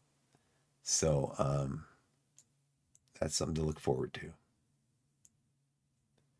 So that's another thing, I guess. Yeah, only 1 contact. I'll take that all day long. But it's not going to be like that all day long. One thing that I think you can do, though, is you can game this a little bit, you know. You can game this to try to, you could try to stay engaged. like I said, that's one of the things you can use that the artillery or the mortar fire to keep a volume of fire on a card to keep engaged so that you don't go back. So see, this will go up as we encounter more enemies. It will go up, but it can also go down. So if you're engaged because two or more friendly occupied enemy cards are under VOF markers, if you eliminate one of those VOF markers and there's only one, then you would go from engaged down to contacts. You would have to draw more cards. You could keep a VOF on, you could try to keep a VOF on a card by hitting it with artillery or mortar fire and keep it engaged. So that way, the next time you get to a card, you draw less cards. Next time you get to a marker, you draw less cards. So in my opinion, that's just one way that you can kind of game the system. But you know, all right. So let's close this since we've done all of our all of our deals. We're here.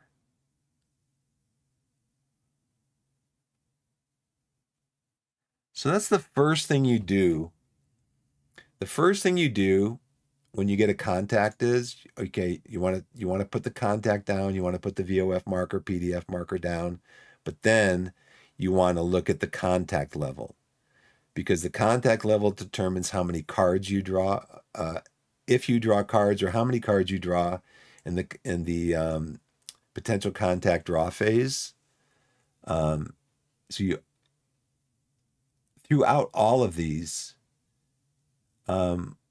you may give a command to a unit and they wind up going into an area where there's an enemy. They have to go into that area for a certain reason and they come under fire. That puts a VOF marker down on that area. That changes the board. So throughout this whole process, up until the combat effects segment, up until here, VOF markers, PDF markers, which are primary direction of fire markers, all that stuff is going to be getting updated as you play. You want to keep all of that stuff updated properly because all of that comes into effect down here under the combat effects segment. And so you also want to make sure you keep your contact information updated. Place any applicable VOF and PDF markers and update the current activity marker before moving on to the next PC marker. Same here. When you give orders to move into an area, you want to update your markers because all of that is going to take. And basically, they tell you in the rule book if by the time you get to the combat effects segment, if you've been updating your markers throughout the whole previous segments of the game, if you've been updating your markers properly, then this combat effects segment, which is like one of the hearts of the game mechanics, that should be resolved accurately. So, but you got to keep those markers updated. And in this segment, you do not update any VOF or PDF markers until the cleanup phase. So right now we remove any pinned markers. We don't have any pinned markers on the board. So right now we're going to go into the combat effects segment. Check for change in status of small and large fires. For each infantry unit on the card with a VOF marker, you resolve any flamethrower attacks. Determine the NCM, which is the net combat modifier.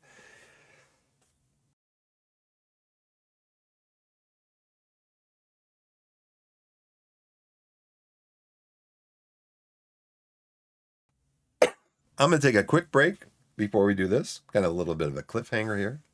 What's going to happen to our friends in the Orchard Grove? What's going to happen to them? It might not be good because you got incoming mortar fire. You're going to have a -4 plus 2. You're going to have a -2 modifier to the fire that's coming in. I'll show you how to resolve that in just a minute. And I'll be right back. Thanks for watching.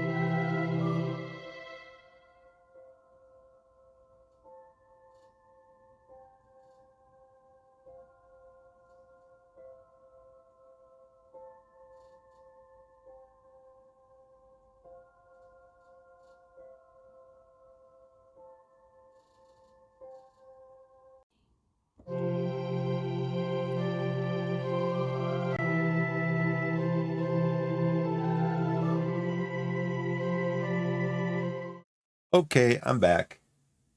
Thank you for giving me a break. I need one. The game gave me a break. The game gave me a break.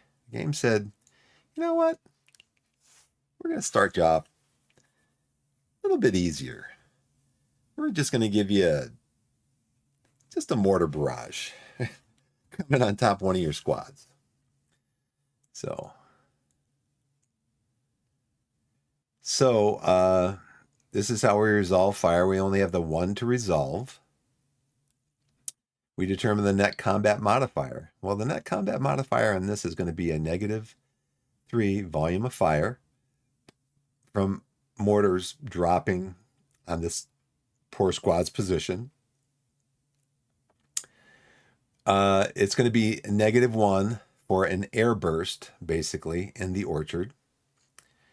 It's going to be a +1 cover because the squad did find some extra cover over and above the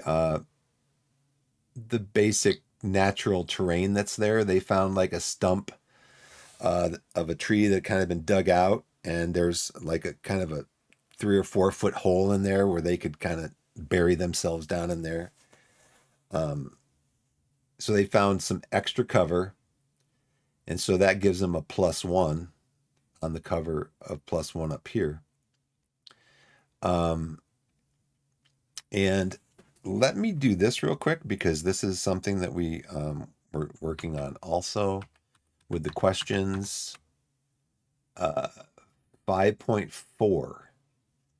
We're going to look up 5.4, smoke and blocked line of sight, over here in the rule book. 5.4. But we're going to drag that back here. Oh no, we're good. We're good. No, I want to go back to that one. Let's see what that one said. Units in a card with smoke cannot fire out of the card, but can fire within the card. Smoke blocks line of sight at all levels as it billows up in significant quantity. Okay. Cards with smoke incoming or airstrike on them, units from outside a card with smoke incoming, have line of sight into the card, but not through to cards beyond, while units on such cards cannot see out. Now see, that's one right there. You see that one, Shroom?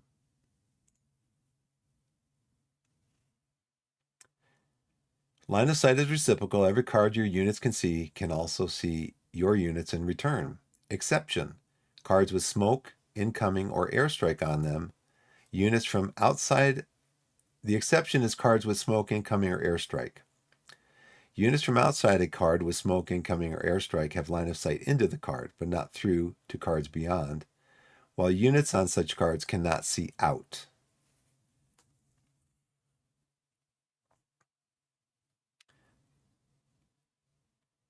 Even if only part of a card is in line of sight, so you have a story basically is placed on the card. That's another part of the rule that I'm not going to worry about right now. Oh, here it is. Reciprocal line of sight except for cards with incoming. That's the example that we're looking at right now. Cards with incoming have a line of sight.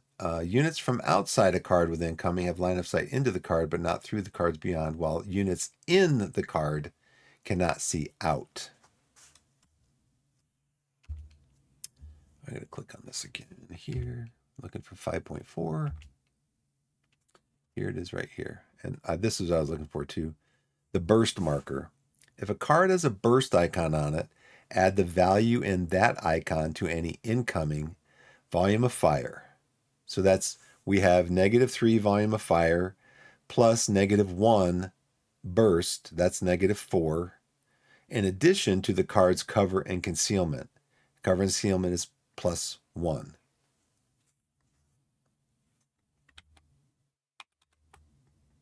Right here. So we have -3 plus -1 is -4. +1 is +3, or -3 plus 1 is -2. So what we're going to do is we're going to draw a random card over here, and we're going to look under this column, under the -2. And our squad is hit.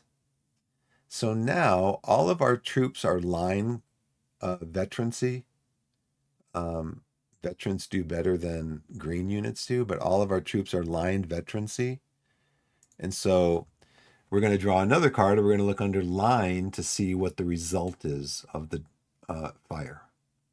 It is F. So what we do is we come over here, which is a very good result actually for us. The hit result is going to be an F. So that means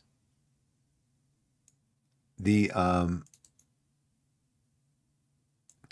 one step of the squad, because the squad, you can look down here, squads have 3 steps on them.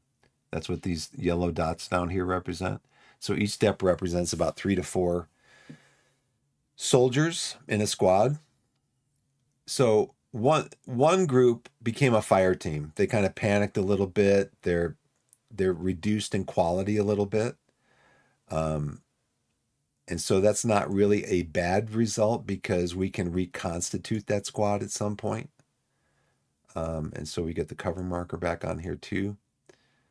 So this result of F fire team is not necessarily a bad result. Could have been worse. Could have been casualty, could have been paralyzed. It could have been a lot worse. So we are going back to the sequence of play. We're coming up here to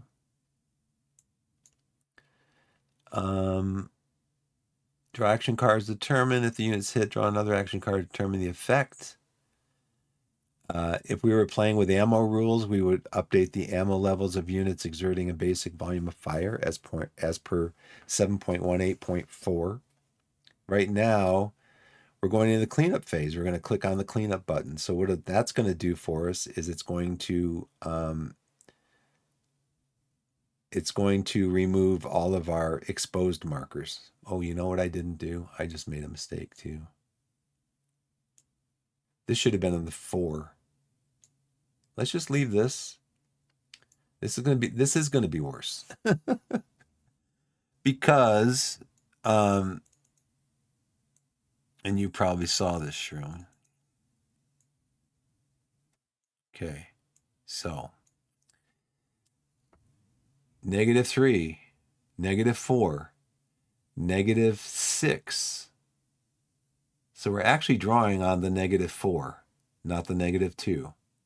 So the -2 was a hit, okay, and we did get the same result, okay.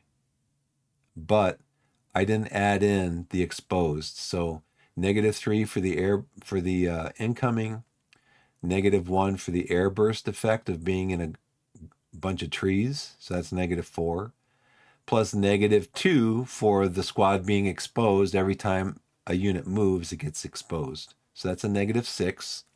Plus 2 is -4. The same result. It was a hit. And we got lucky with the resolution. It's only a one step turns into a fire team. So I got fortunate there. So that's the thing too. Got to add up all of the modifiers that are on the card. Okay. Determine action cards, fire is effective, all that stuff. We're going to do the cleanup phase. The thing that reminded me is in the cleanup phase, you remove the exposed markers.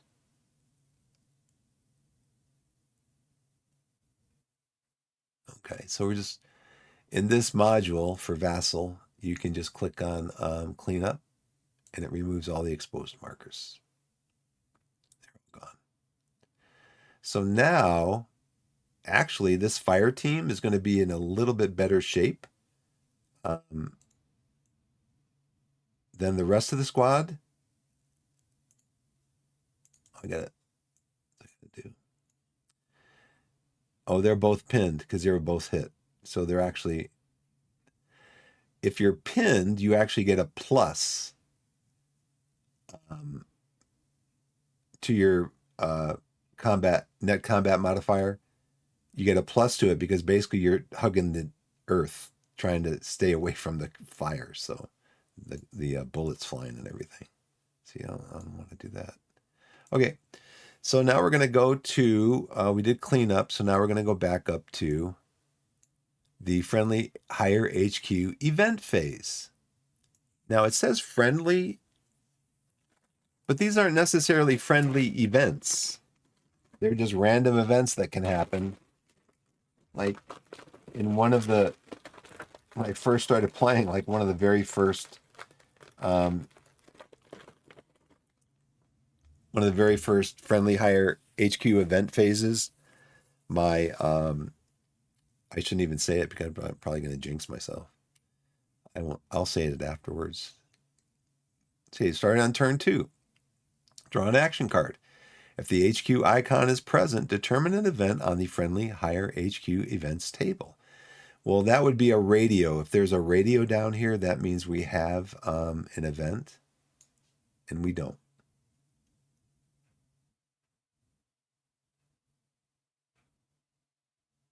You also find it hard to see when you're being bombarded, huh? No longer exposing incoming vehicle. Go away next turn. It's looking up for the first squad. Well, the thing is, we got to try to. I think we could. I think you can still try to spot if you're pinned. So we could, but we'd have maybe we could do that in the next initiative phase. I don't want to move team in there. Of course, I'm probably these are all clear, so I'm probably just going to do a. If I can, I'm just going to do a platoon move and move the rest of the platoon up here. Um. So there's no radio icon here, which means there's no friendly higher HQ event phase. The enemy activity phase will happen over here because this is an offensive mission, and enemy activity phase happens over here in the offensive mission. So now we're going back into the friendly command phase.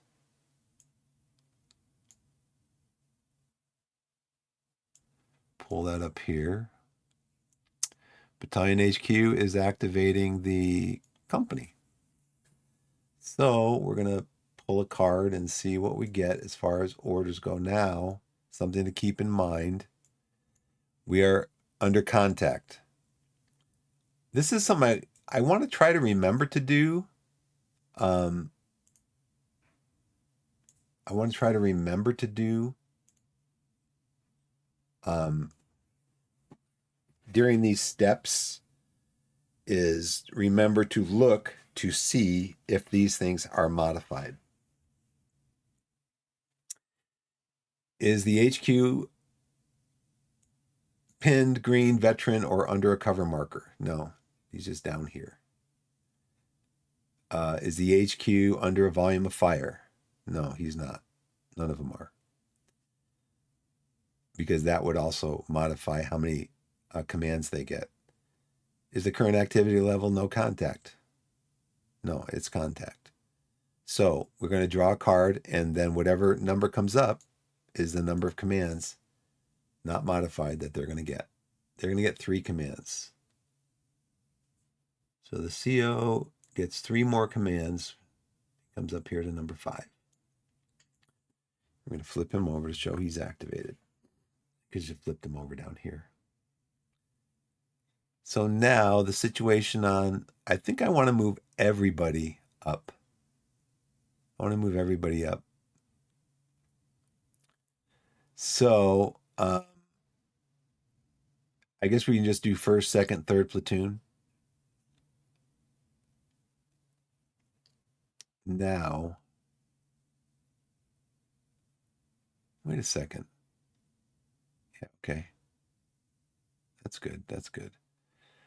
I'm just looking for line of sight. So there's no white line of sight lines over here. If there was, we could see through the car. If there was a white line of sight here and here, then we could see right through the card to this.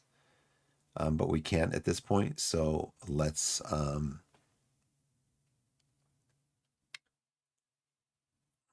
go.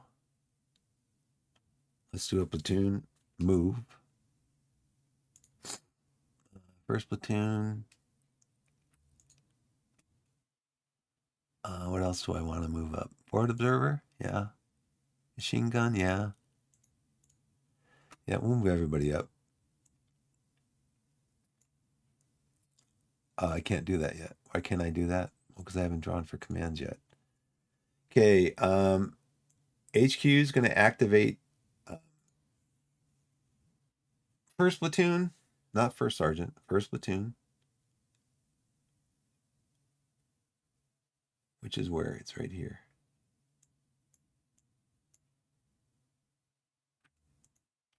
Going to activate first platoon, not first sergeant. Okay, get off of here. Okay, he's up here for now. He's being activated, and we're going to draw commands for him. I get 4. I had 1 stored, so I get 5. Did I just move this? If I started a log file, probably not. Yeah.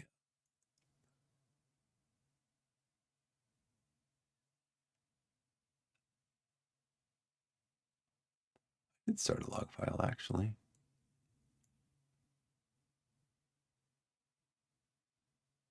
Nope, I didn't. Maybe I did. Maybe it's down here.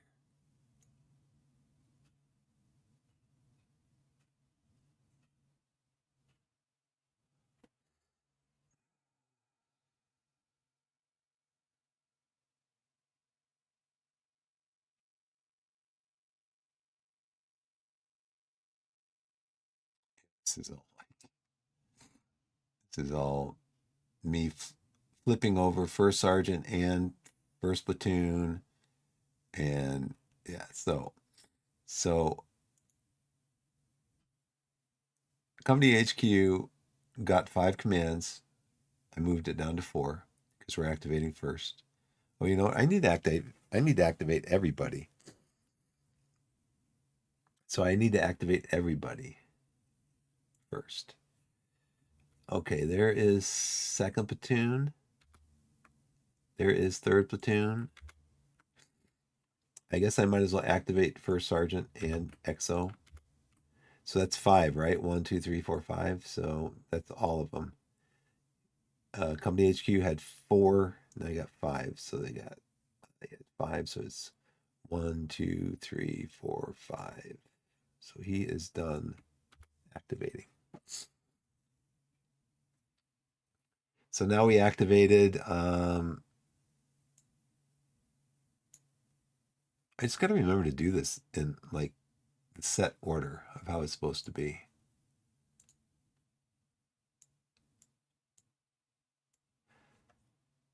So had 1, drew 4. He's got 4 now. Everybody else is activated, waiting to draw commands. We're going to take first platoon, and we're going to pull everybody up here. No, I'm going to highlight them all again. All right, this guy, this guy, this guy, this guy, this guy, this guy, this guy. Pull them all up here. What I'm going to do is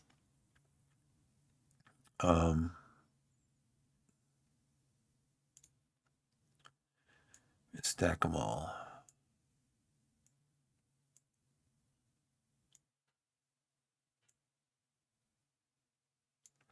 So just use 2 to do that.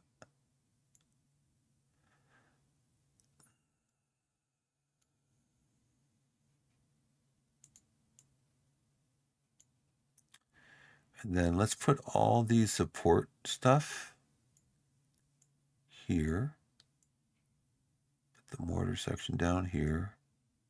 These guys up here. They're all exposed.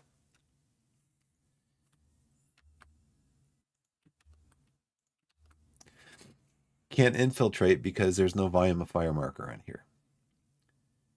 Okay, so that was the platoon move.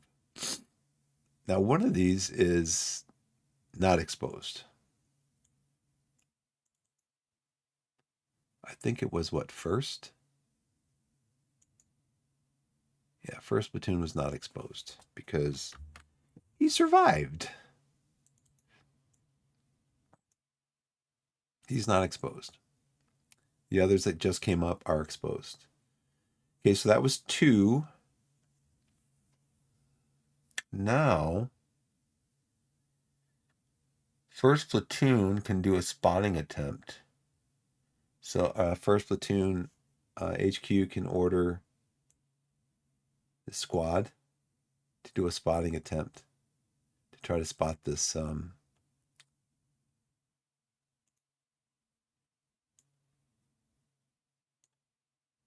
Let's see, engagement priority, spotting attempts.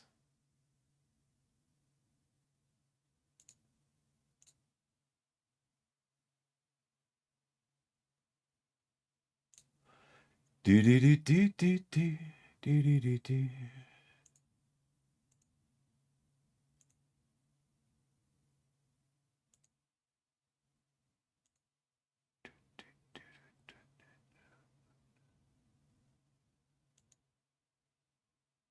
Spotting attempt, draw modifiers chart.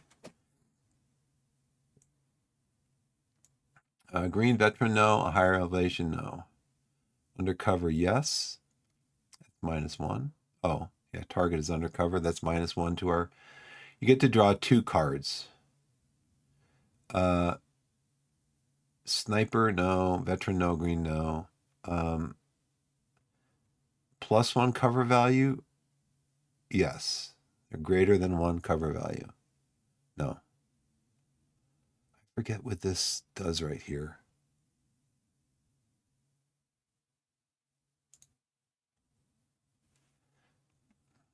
This means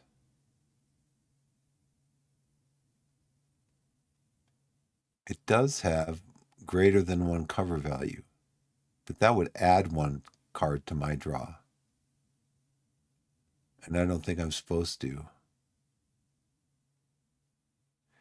+3 or more cover value? No.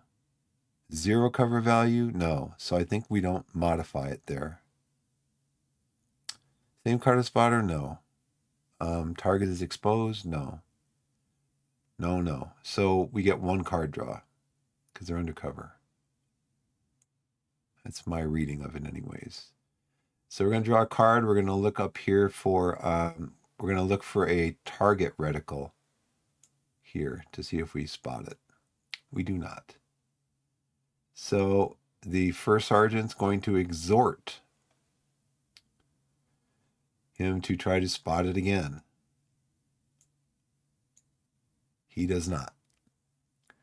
So the first sergeant has 1 order left. Now, what does he want to do? He wants to try to find cover, I think. Who does he want in cover? He wants himself, the mortar forward observer, and the machine gun undercover. So he's going to order the machine gunner to look for additional cover. We're going to draw 4 cards.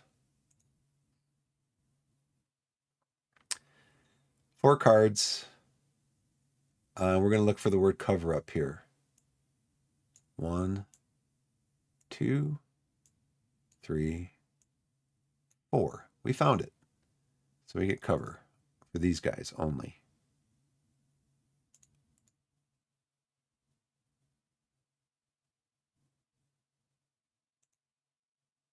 These guys only. They're undercover.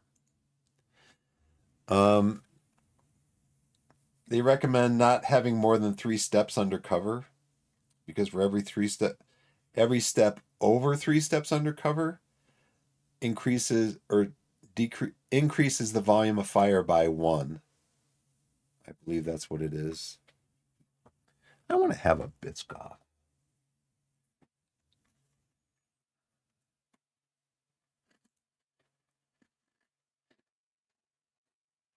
My coffee's probably cold again.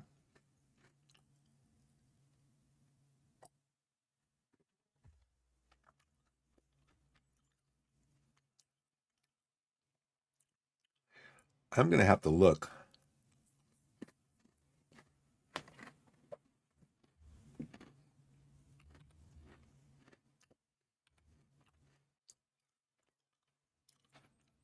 I'm going to have to look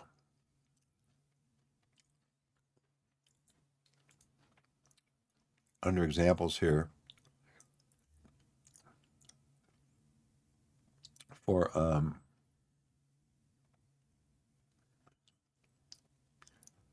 spotting, because that +3 and then +0 just doesn't make any sense to me. Actually, I'm going to come up here. Spotting the enemy. 8.5. Page 65.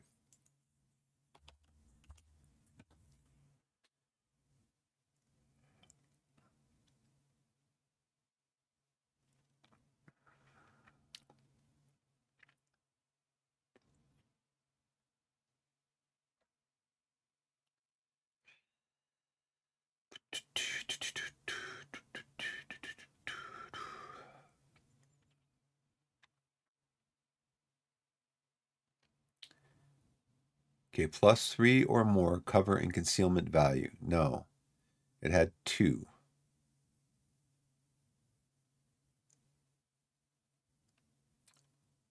Because I don't know if you add those together. If a card has 2 cover and concealment values, that is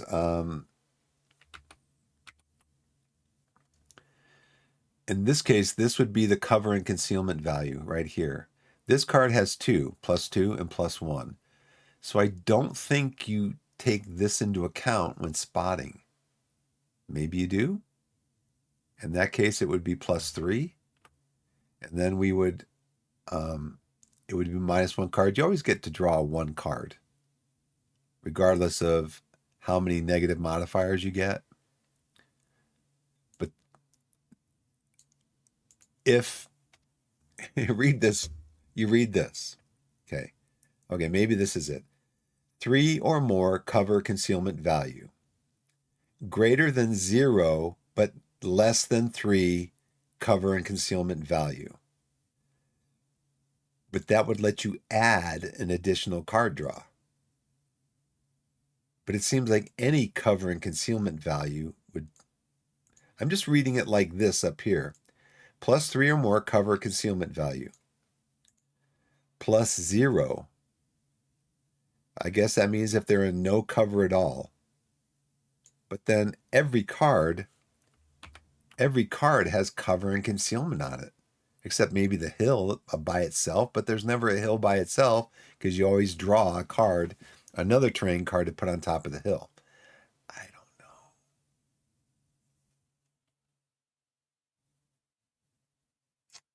Specifically 0 cover and concealment, but okay, I guess it could be if there's a negative modifier, like in this case, if they're exposed, if they weren't undercover, they were just +2 and then they were exposed for -2, that would be a 0. Maybe that's it. Okay. That's how we'll play it. I don't mind how I don't mind. I don't mind getting like a -9 because I'm always going to be able to draw 1 card like I did just then. I don't mind getting a +100. It's just I want to play it correctly. That's all. That used to be my thing with oh, you know what? I got a hill here. Interesting. I didn't draw another card to put on top of the hill card. So we have got to draw another card. Hill cards aren't in and of themselves terrain. They only elevate the terrain that's being played on it. So we're going up here to keep up the fire. We're going to draw the next card, and we're going to flip it over. That is a woods up on top of a hill. And that's interesting because you're going to have over here, oop, not that one. I'm going to go this way. I don't mess it up too much.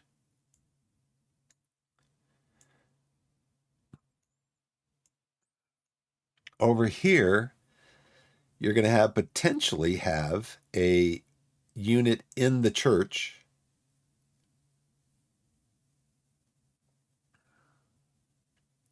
You're going to have a unit in the church.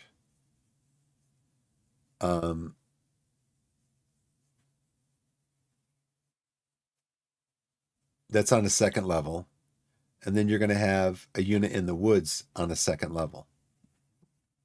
So I think I just used my last order here because I did a platoon move. I ordered him to find, try to discover this, to spot it. I ordered him to spot again. I exhorted to spot it, didn't spot it, and then I found cover. So that's first platoon done. I should have sent this squad up here to try to resolve that contact. I can do that still again. He's done his orders. So next we're going to do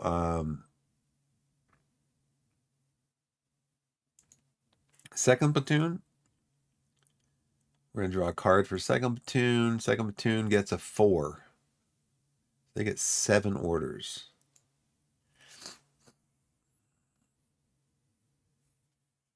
We're going to spend 2 cards. Or 2 cards. Spend 2 commands to do a platoon move up here.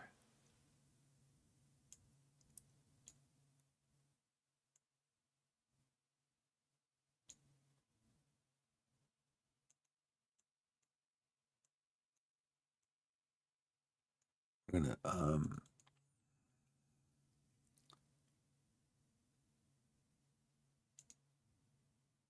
okay.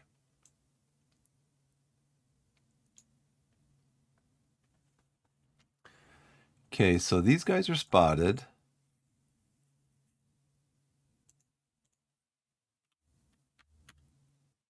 These guys are spotted. This guy's not spotted. So we're gonna command third squad, second platoon, come up here into these woods. No, actually, do I want to send them in the woods? I think I want to send them into the church, into the +3.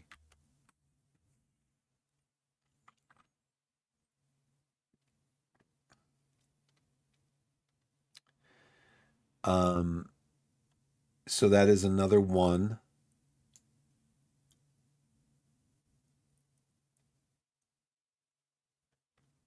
And there's not any more we can do right there because we've already moved.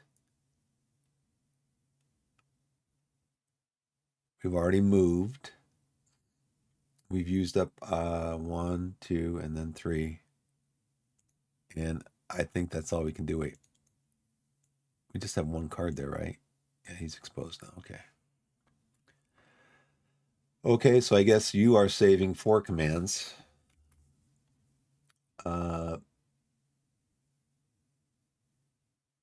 Third platoon, I'm going to draw for you. You get 3, so you also get 7.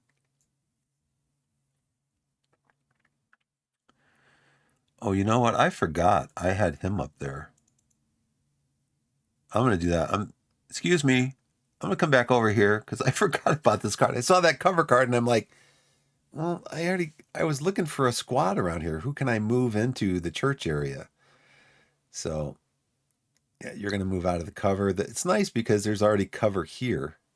See, I grabbed that card again.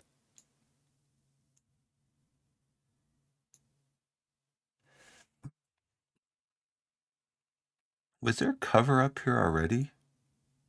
I don't think so.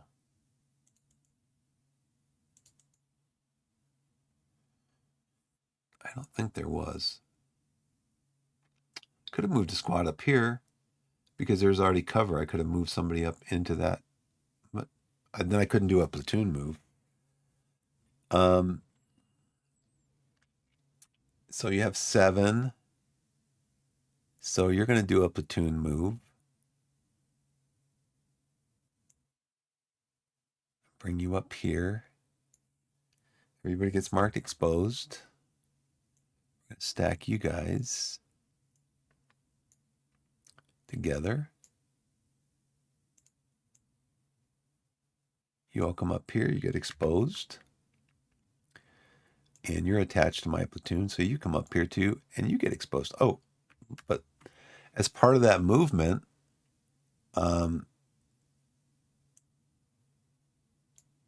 we could move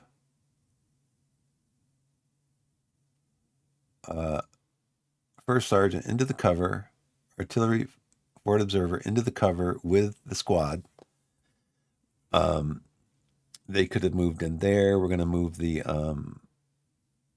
machine gun under there also. So they're all 4 units, whatever, but then we're going to order. So this was all part of their move. Now, I don't know if I can do that. As part of the platoon move, can you have to all move into the area, and some of them can move under a cover marker, or is that got to be a separate thing? Not sure.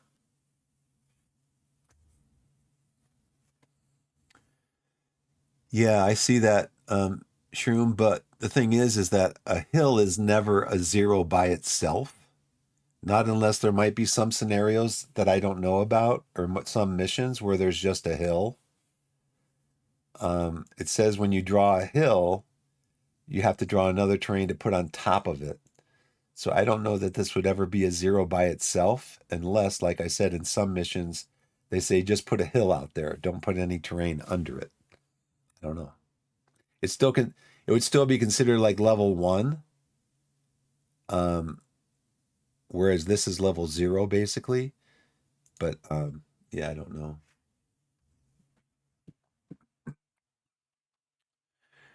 Okay, so I'm going to assume this.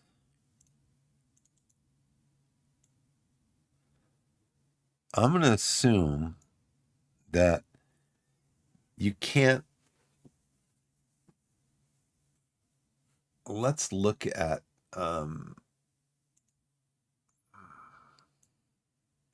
So that we're at a 5 right now. That was a platoon platoon movement order is 2 commands. So we're there right now, but let's look at movement actions. Move a platoon.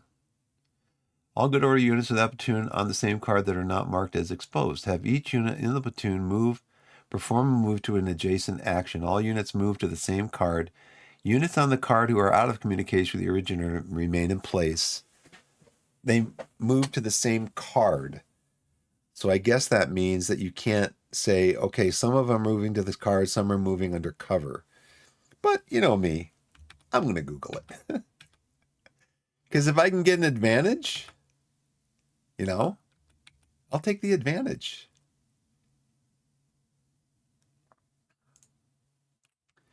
If I can get an advantage, I'll take the advantage. Let's see. We're going to go to. Actually, I'm going to go home on this Vassal reference manual. And I am going to bookmark that page because I want to look at that. Fields of Fire.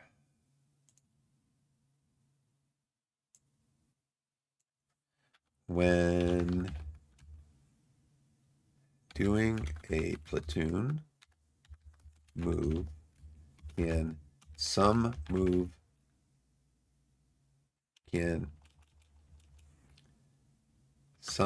units move into existing cover on the card.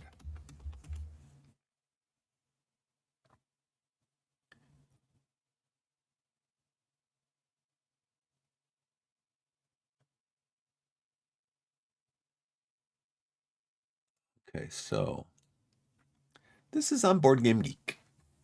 And this is from, it's interesting because you can kind of tell where it's from by looking at the icon for the game, which is like the box art, and it's the older box art.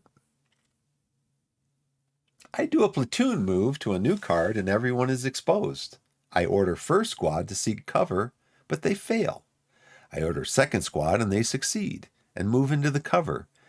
Given that I have enough of my 6 actions left, can I order a platoon move into this cover for the rest of the platoon, including first squad that failed? I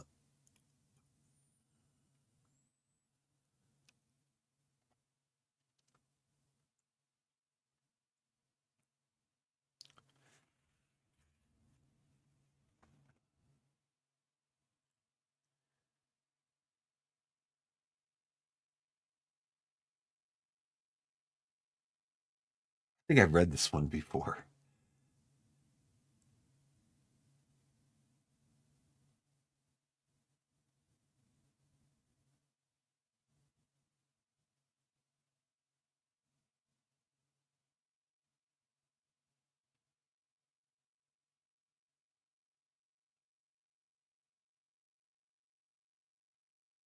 Move the cover command out of is the exception to the one type of action per impulse, not turn.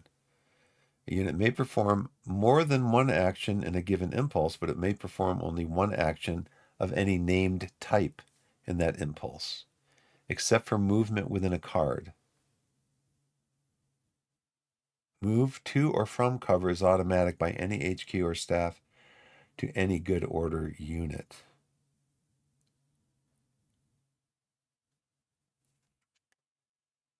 I don't think they're answering this guy's question. They're definitely not answering my question.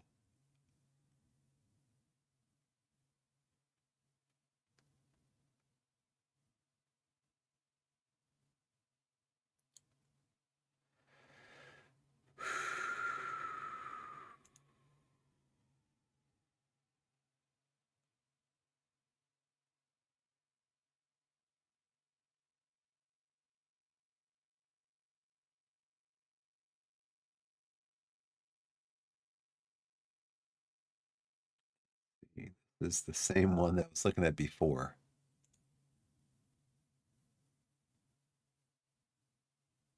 So that's probably not going to help me because that's the one where there was the discrepancy on the platoon orders and stuff like that.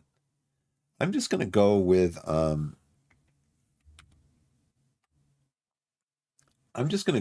the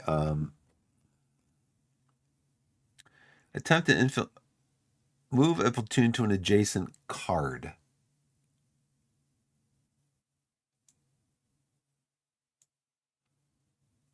Let's see. Also available to pinned units and some LATs with restrictions.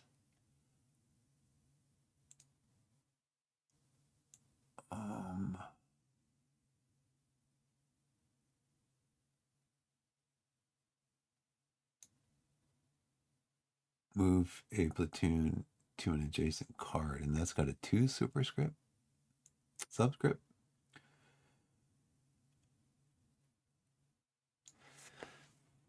Let me just take maybe another couple seconds here and go to the rules. Go to movement.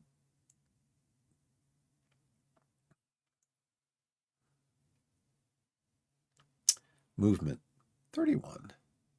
I know all the information I'm going to want about movement in this game is going to be right here. All of it. It's going to be so concise, so comprehensive. It's going to all be there, and I'll be able to find what I'm looking for.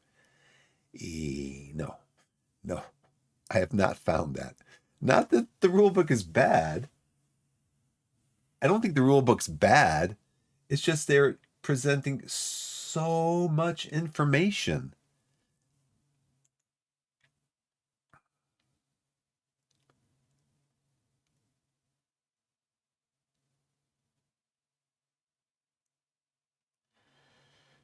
Okay, you have two basic forms of movement for infantry are movement within a card and movement to another card. See, that's where it's kind of confusing because you can move from one card directly that there's no cover if you're moving to one from one card to another, card A to card B. There's no cover that you're under in card A, but you're moving to card B, you can move directly into cover. But it seems to me like first you'd be moving onto the card and then into cover, which would be two separate things. And they have that right here that says the two basic forms of movement for infantry are movement within a card and movement to another card, an adjacent card.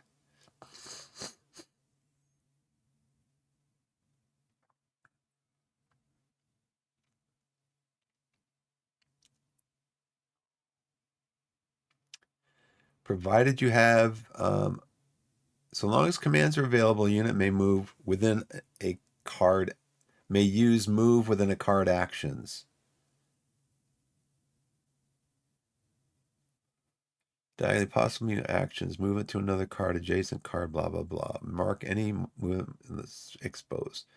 You may not move a unit that is marked with an exposed marker to a new card. When entering another card that has an unoccupied or friendly occupied cover marker, the moving unit may move directly under the cover marker. But what are the exceptions? Stacking, infiltration.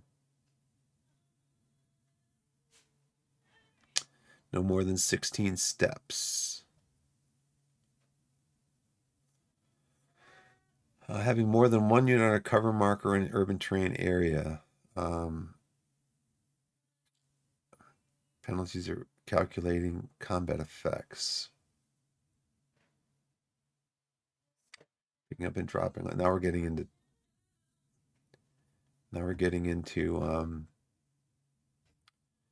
stuff that's not movement. I guess if you're moving the whole platoon, I mean, it seems to me like you could just say, okay, well, we're moving the whole platoon. Let's come over here, guys. Let's come over here. How many? We got 1, 2, 3, 4, 5, 6, 7. Can move them all under the cover and then have enough orders to move some of them out. So I do know this though. I just moved those guys. This is where my HQ is. This is where my HQ is.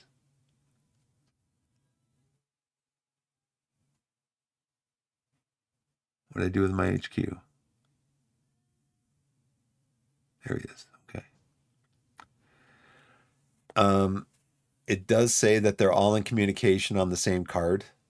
So I'm just gonna. I don't have to tell this guy to get out of here. I'm not going to use an order to do this as far as getting out of the cover or getting into the cover to tell him. He can hear me. I'm telling him to move up here. And that's going to be an order. Now, I guess I need to use my other orders to get these guys into the cover.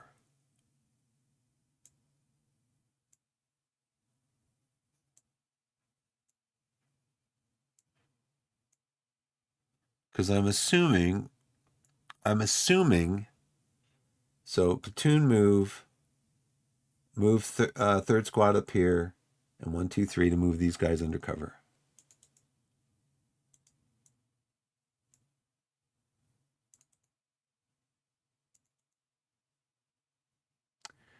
I'm assuming. Oh, there's one more order. I can order first platoon to, or second platoon to find cover. Okay, I will. Oh, I want to do. Oh, and that's the hedgerow. Okay. Yeah, we're going to do that. We're going to order second squad, first squad, third platoon to try to find cover. And that's going to be our last order. I'm going to flip you and move you up here. So 1, 2, 3, 4. Reshuffle. 4. Nope, didn't find cover. So that's it. Okay. So that is first platoon, second platoon. We already saved his orders. First sergeant, we're going to do you, and we're going to pull for your orders. Oh, you know what?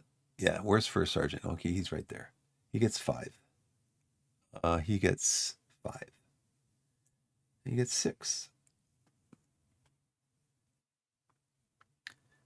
So first sergeant will also come up here. He will move into cover. Have 4 steps in there. That's okay. He will move into cover.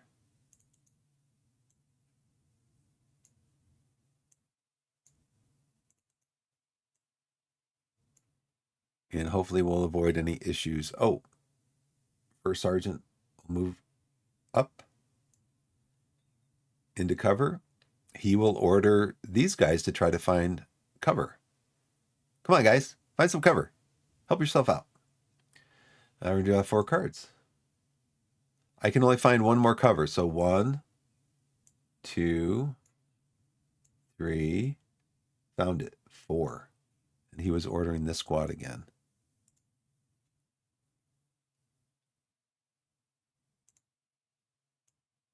Okay, so first squad's undercover. There's only 2 cover available, 2 extra cover. So that was first sergeant ordering first squad to look moving up undercover, and then ordering first squad to find cover. So that's he's got that many commands left.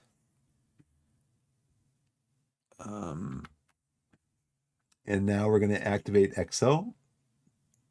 Commands for him. He gets 3. He had 1.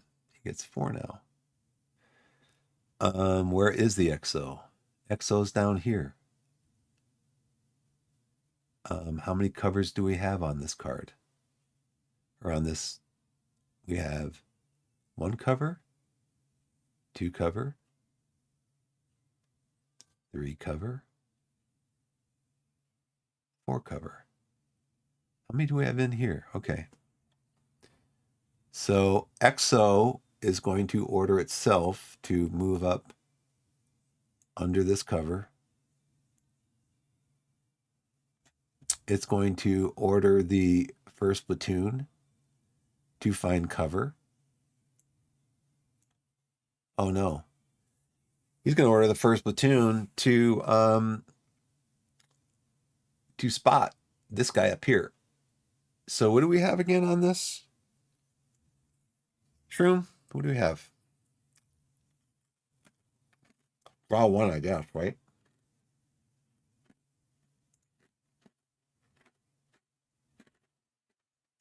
I guess it's draw 1.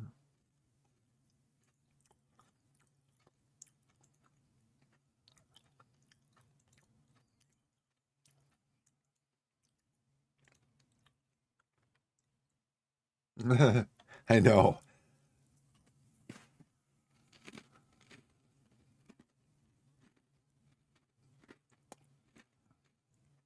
See, I think they could use a different term for this.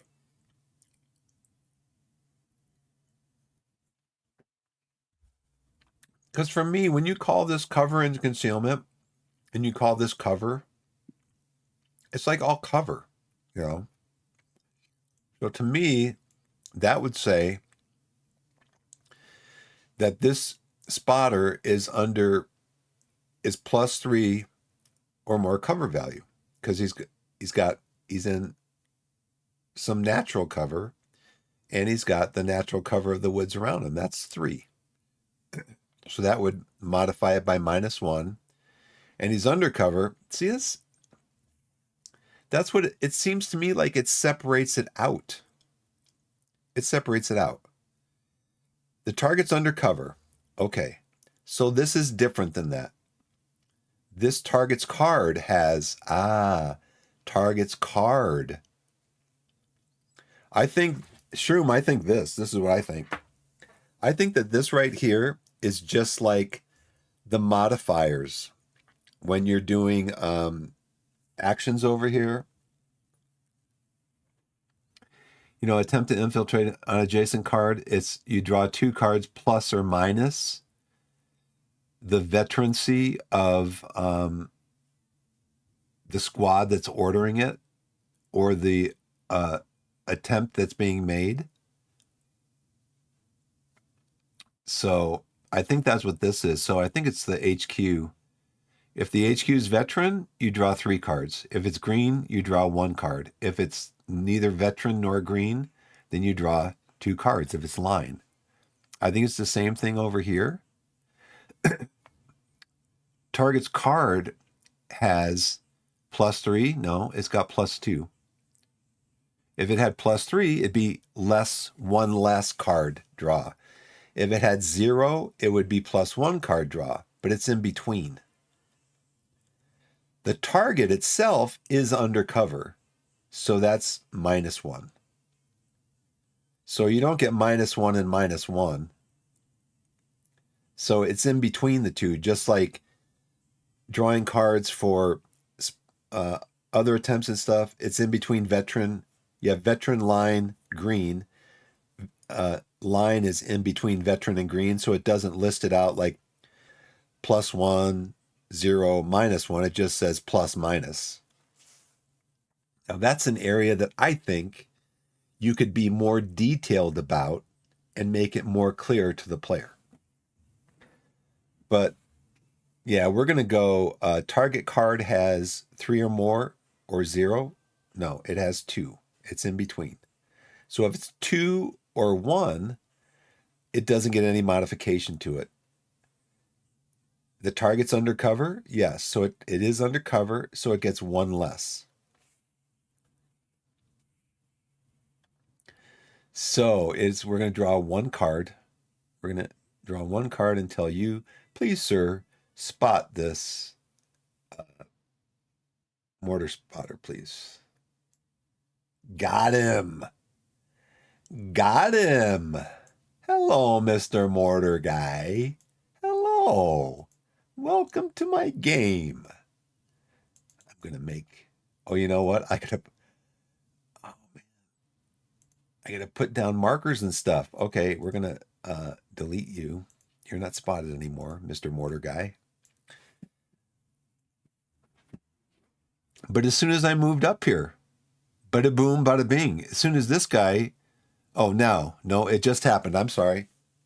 It's not when I just moved my platoon up there or when this guy, whatever.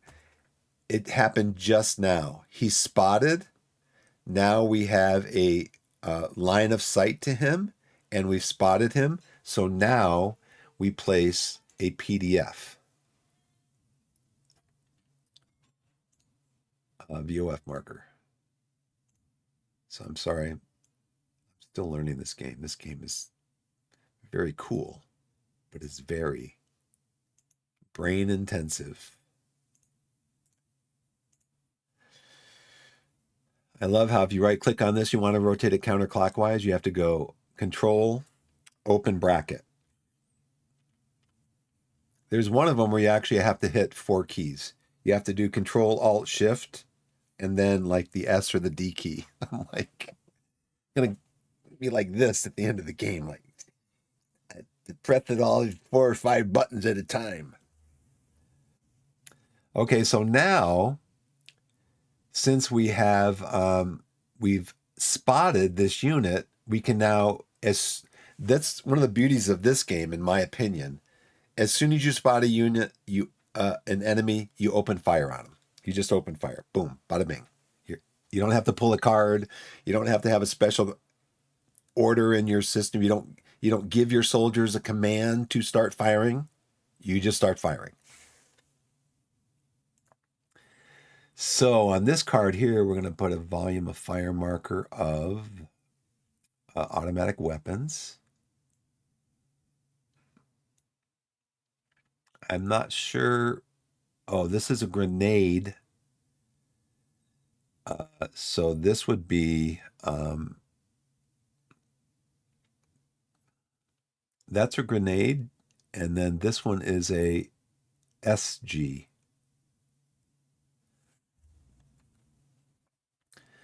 But I think for right now, now see if we're tracking, my understanding is, yeah, if we're tracking ammo, these guys are going to use their ammo to attack here every turn. We have a machine gun. Where's the machine gun? Machine gun's in here. Yeah, we have the light machine gun. The machine gun is going to use its ammo every turn to attack. So what did I have? I had 5 on him.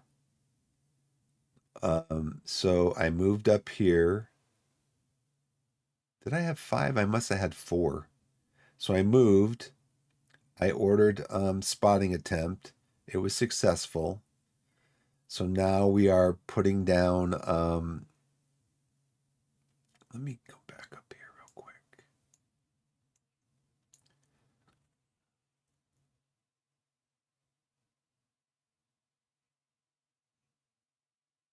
You had 4 commands. Moves. That was 3 commands. Ordered. 2 commands.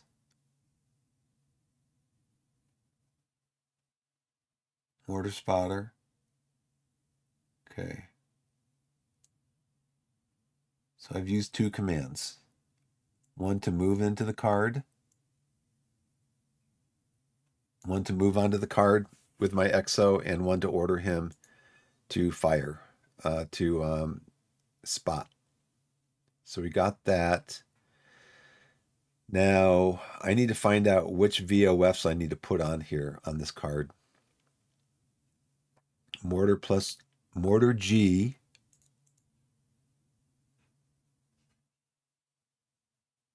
And then we have an SG. So let's find out what all that means. What time is it? 1:40. I'm gonna have to get going here in a little while because I got to pick up our daughter after school. Probably leave in about half an hour. So weapons. I'm trying to get this turn resolved. I still got to do some weapons. Machine guns, mortar teams, rocket launchers, cordless rifles.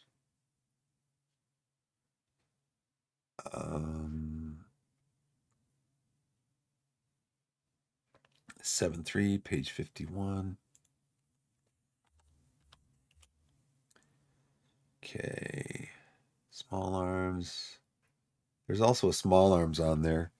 I like to do this. I like to put everything on there so that way I know. I mean, I got small arms fire from this one.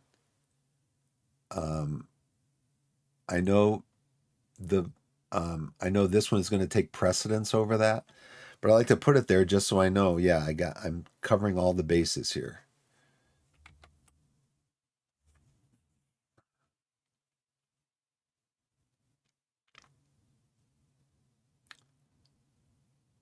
Mortar teams. Mortar units cannot fire at point blank. Oh, they can't fire from the woods either. Am I in woods here? Yeah. So my mortar team can't fire. So we're not going to use the G thing on them.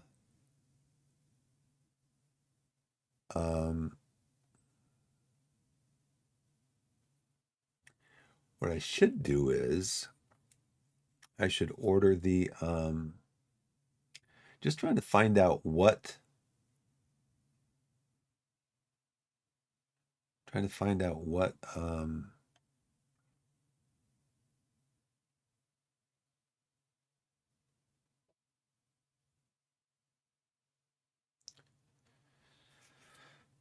okay, let's see.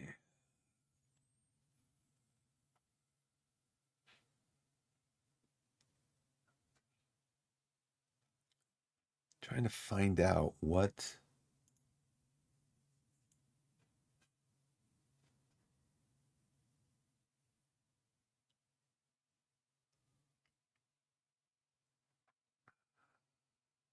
Grenade attacks. U.S. and German grenade attacks both use a -4 VOF. So that is what the AT,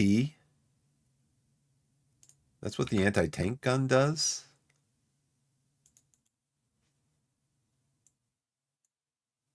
That's what this does. It's an SG.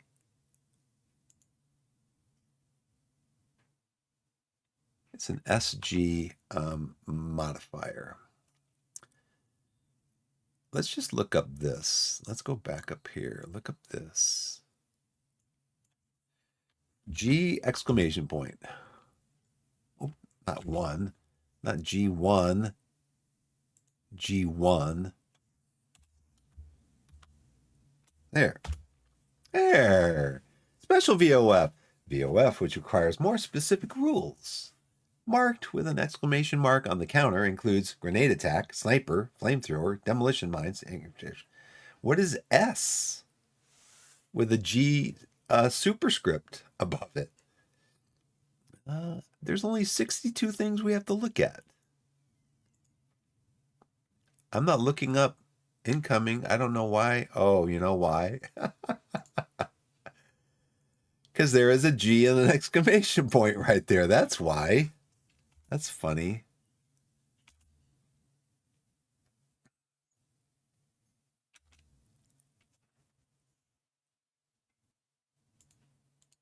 That's funny. Incoming. I'm just looking for the G plus. Just show me the G plus. Critical hits from range, G plus, or G, not G plus, G exclamation point rate of weapons, flamethrowers are also effective ways to take out formidable defenses. Incoming markers. I'm just looking for the G. Okay, grenade attack. Rules reference.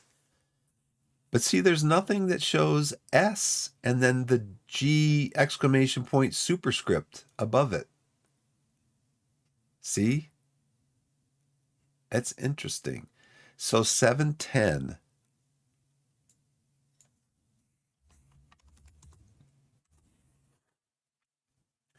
Grenade miss. Affects the whole card. I guess it's going to be a -4. Grenade, single unit out of cover, stack of units under cover marker. Oh, that's targeting. 710 rocket launchers. Light rocket launchers like, here we go. There it is right there. There's the S with the G. What is S with the G though? I don't understand what the S would stand for. So it's going to be a -4.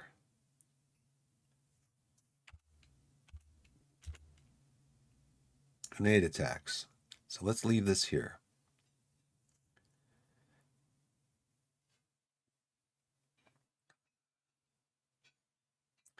So we actually have to make an attempt. Direct a grenade attack at one specific unit out of cover or a stack of units under a cover marker.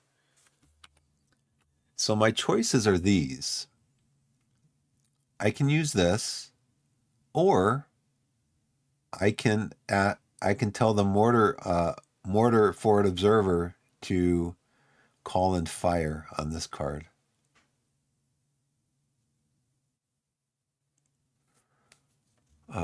With my EXO.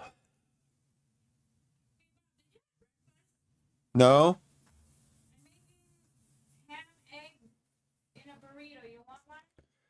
Yeah, you know, we have to leave in about 20 minutes to pick up Olivia.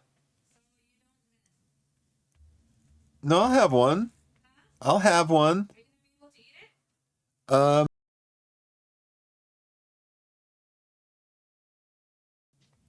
wife is cooking. Sorry for the yelling. I didn't realize Mike's right there and I'm yelling out.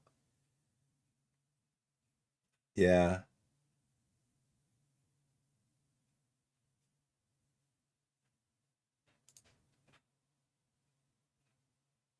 Um,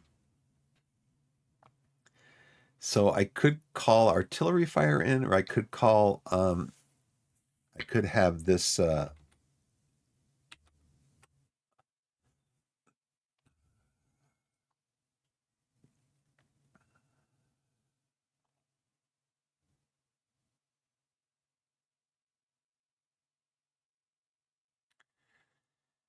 range grenade attack. All of cards PDF1 is this. Yeah, we have the PDF. Draw 2 cards modified for the firing unit's experience level. It's line. Have to make a grenade attack successful if the grenade icon is present. Place grenade. So grenade's -4. Let's go with negative. Let's try to get a -4 on this guy up here. We're gonna. The XO is going to tell him to do that. Looking for a grenade. Gonna do it again. Got the grenade. Got the grenade. And the XO is used his last order there. So the XO moved up on the card. They commanded the first squad of first platoon to spot. There's a mortar fire coming down over in the orchard. We got to find that spotter. He found him. And then he issued an order to fire the grenade, right? So that's 1, 2, 3.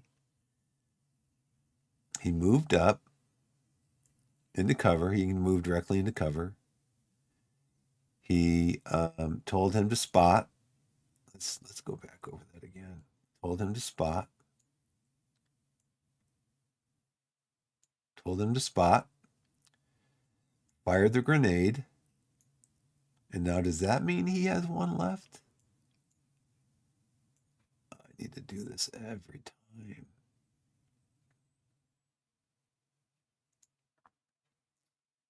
He moved. He had 4. He moved. He moved. Moved down to 3 commands. He told him to spot. He spotted.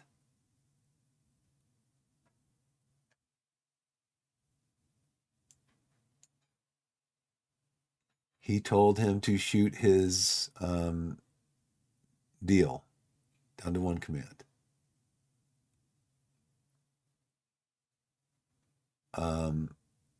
So that was it. He moved.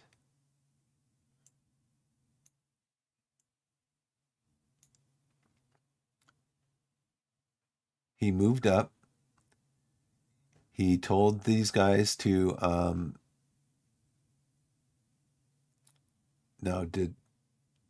he moved up into cover. He told them to spot. He told them to shoot, and then that's it. Okay, so he has 1 command left. I gotta keep better track of this. I gotta keep better. That's such a key component to the game. I think what happened was I spotted him, and then I'm like, all right, now I got to start figuring out PDF and all that stuff, and I'm just losing track of. It's a -4 on that guy. It's -4. So these aren't going to count, basically. Do they count, Shroom?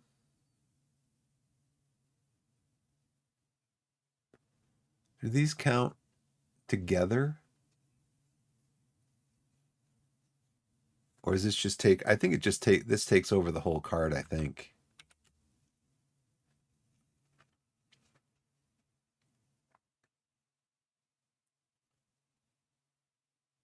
Unlike VOF, mulligan can base on total value of the stacked count and determine the best way VOF to use in calculations.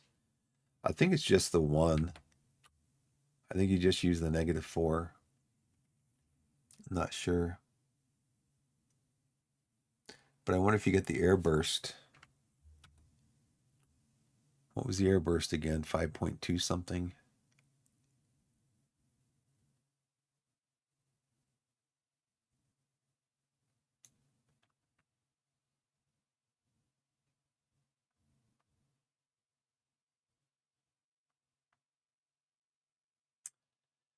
Gosh, man, there's just so much going on in this game. Airburst 5.4.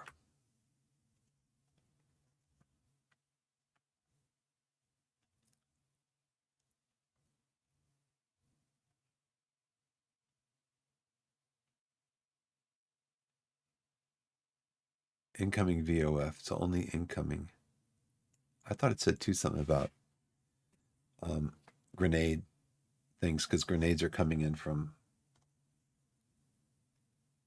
Okay, so now we're going to go back to the grenade thing that we were just on.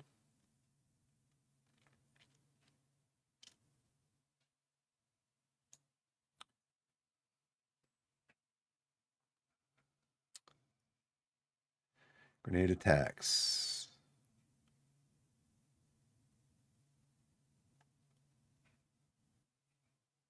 Okay, infantry unit or a G superscript above a different VOF rating may attempt to make a grenade attack. Yeah, there it is right there. You saw that, huh? Okay.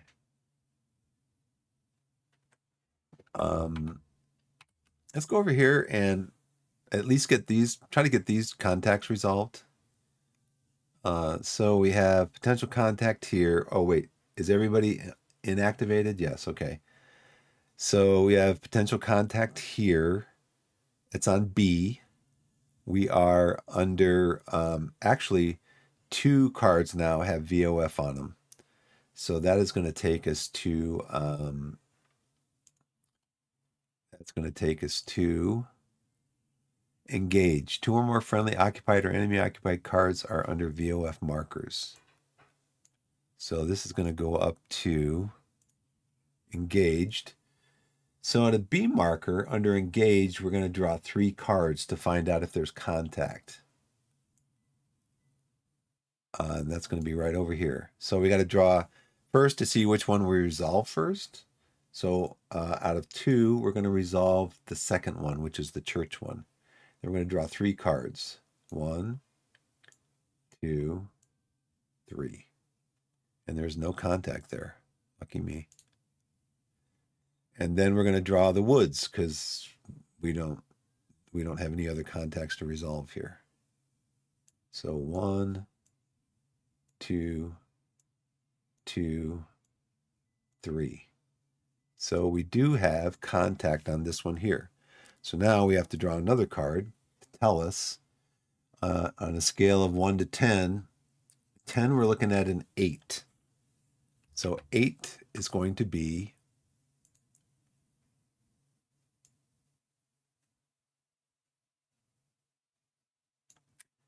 seven or 8 is going to be a package number 4. No, this is on B. We're looking on a PCB. So 8, that's only 8 out of 10 is going to be a 7. 7 is a squad marked exposed. There's no PDF. They don't see us yet.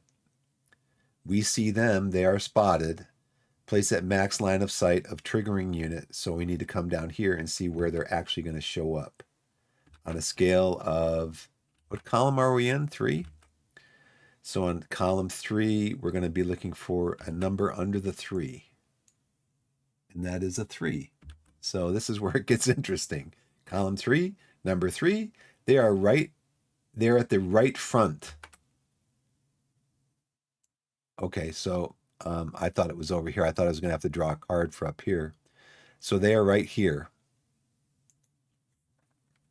Unless there's a hill there. No. Unless there's a line of sight where this corner right here, if this corner is, and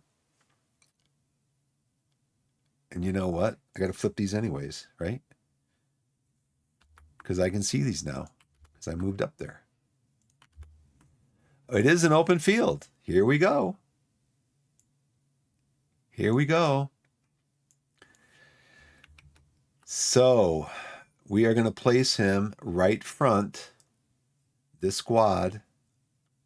Max line of sight of triggering unit, regardless of any weapon ranges as per the contact location table. So max line of sight. So we can see here, but we can also see here because this open fields. You can see right across this open fields, especially from the hill. And so we're going to place another card over here. Terrain card.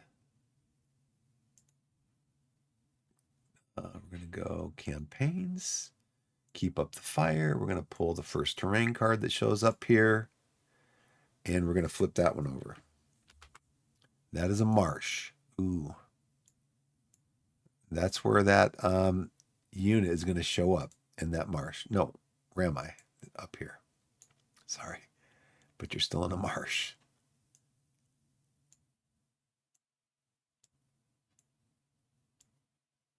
Now, this border is green, so this unit cannot see past this border. The unit in the woods here on the hill can see all the way through this card. That's what these white borders indicate, that there's line of sight through those cards. But he cannot see past the dark green border here. That's where the line of sight ends.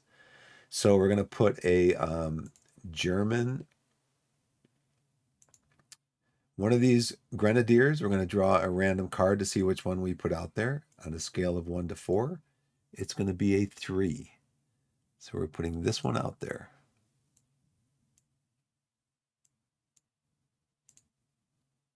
He's out here. And so what we do is we're placing this squad that's kind of wandering around. They are exposed and they are spotted. So we don't put a unspotted marker on them. There's no VOF, so obviously they don't see us up on the hill. We're placing at the max line of sight of the triggering unit. So we are the triggering unit, and we are a long-range squad, which means we can see 2 cards out.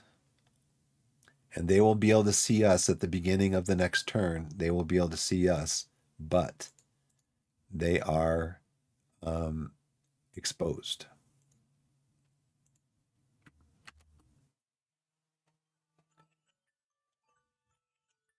Okay, let's see.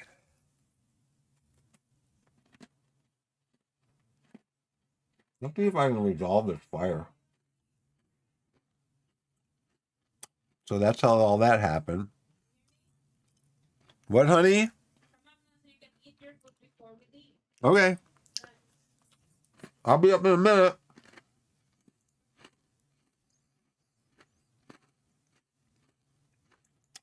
So that's resolved.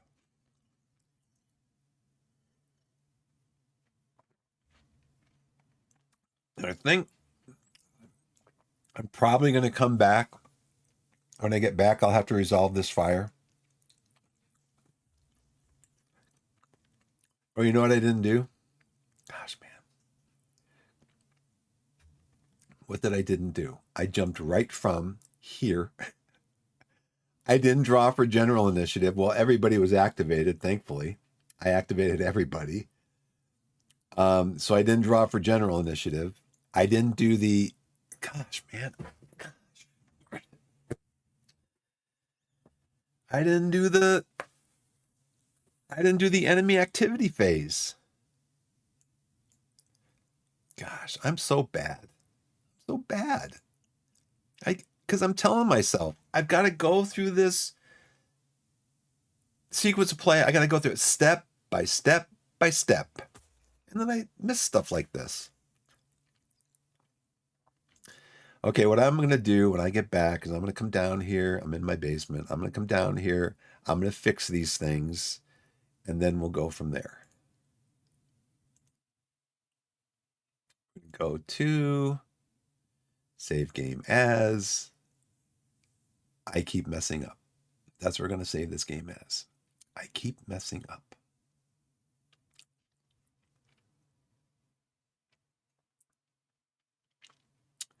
Keep up the fire. Attempt turn 2. Start of turn. Put on here. Fix. Fix, fix, fix, fix, fix, fix. Fix it.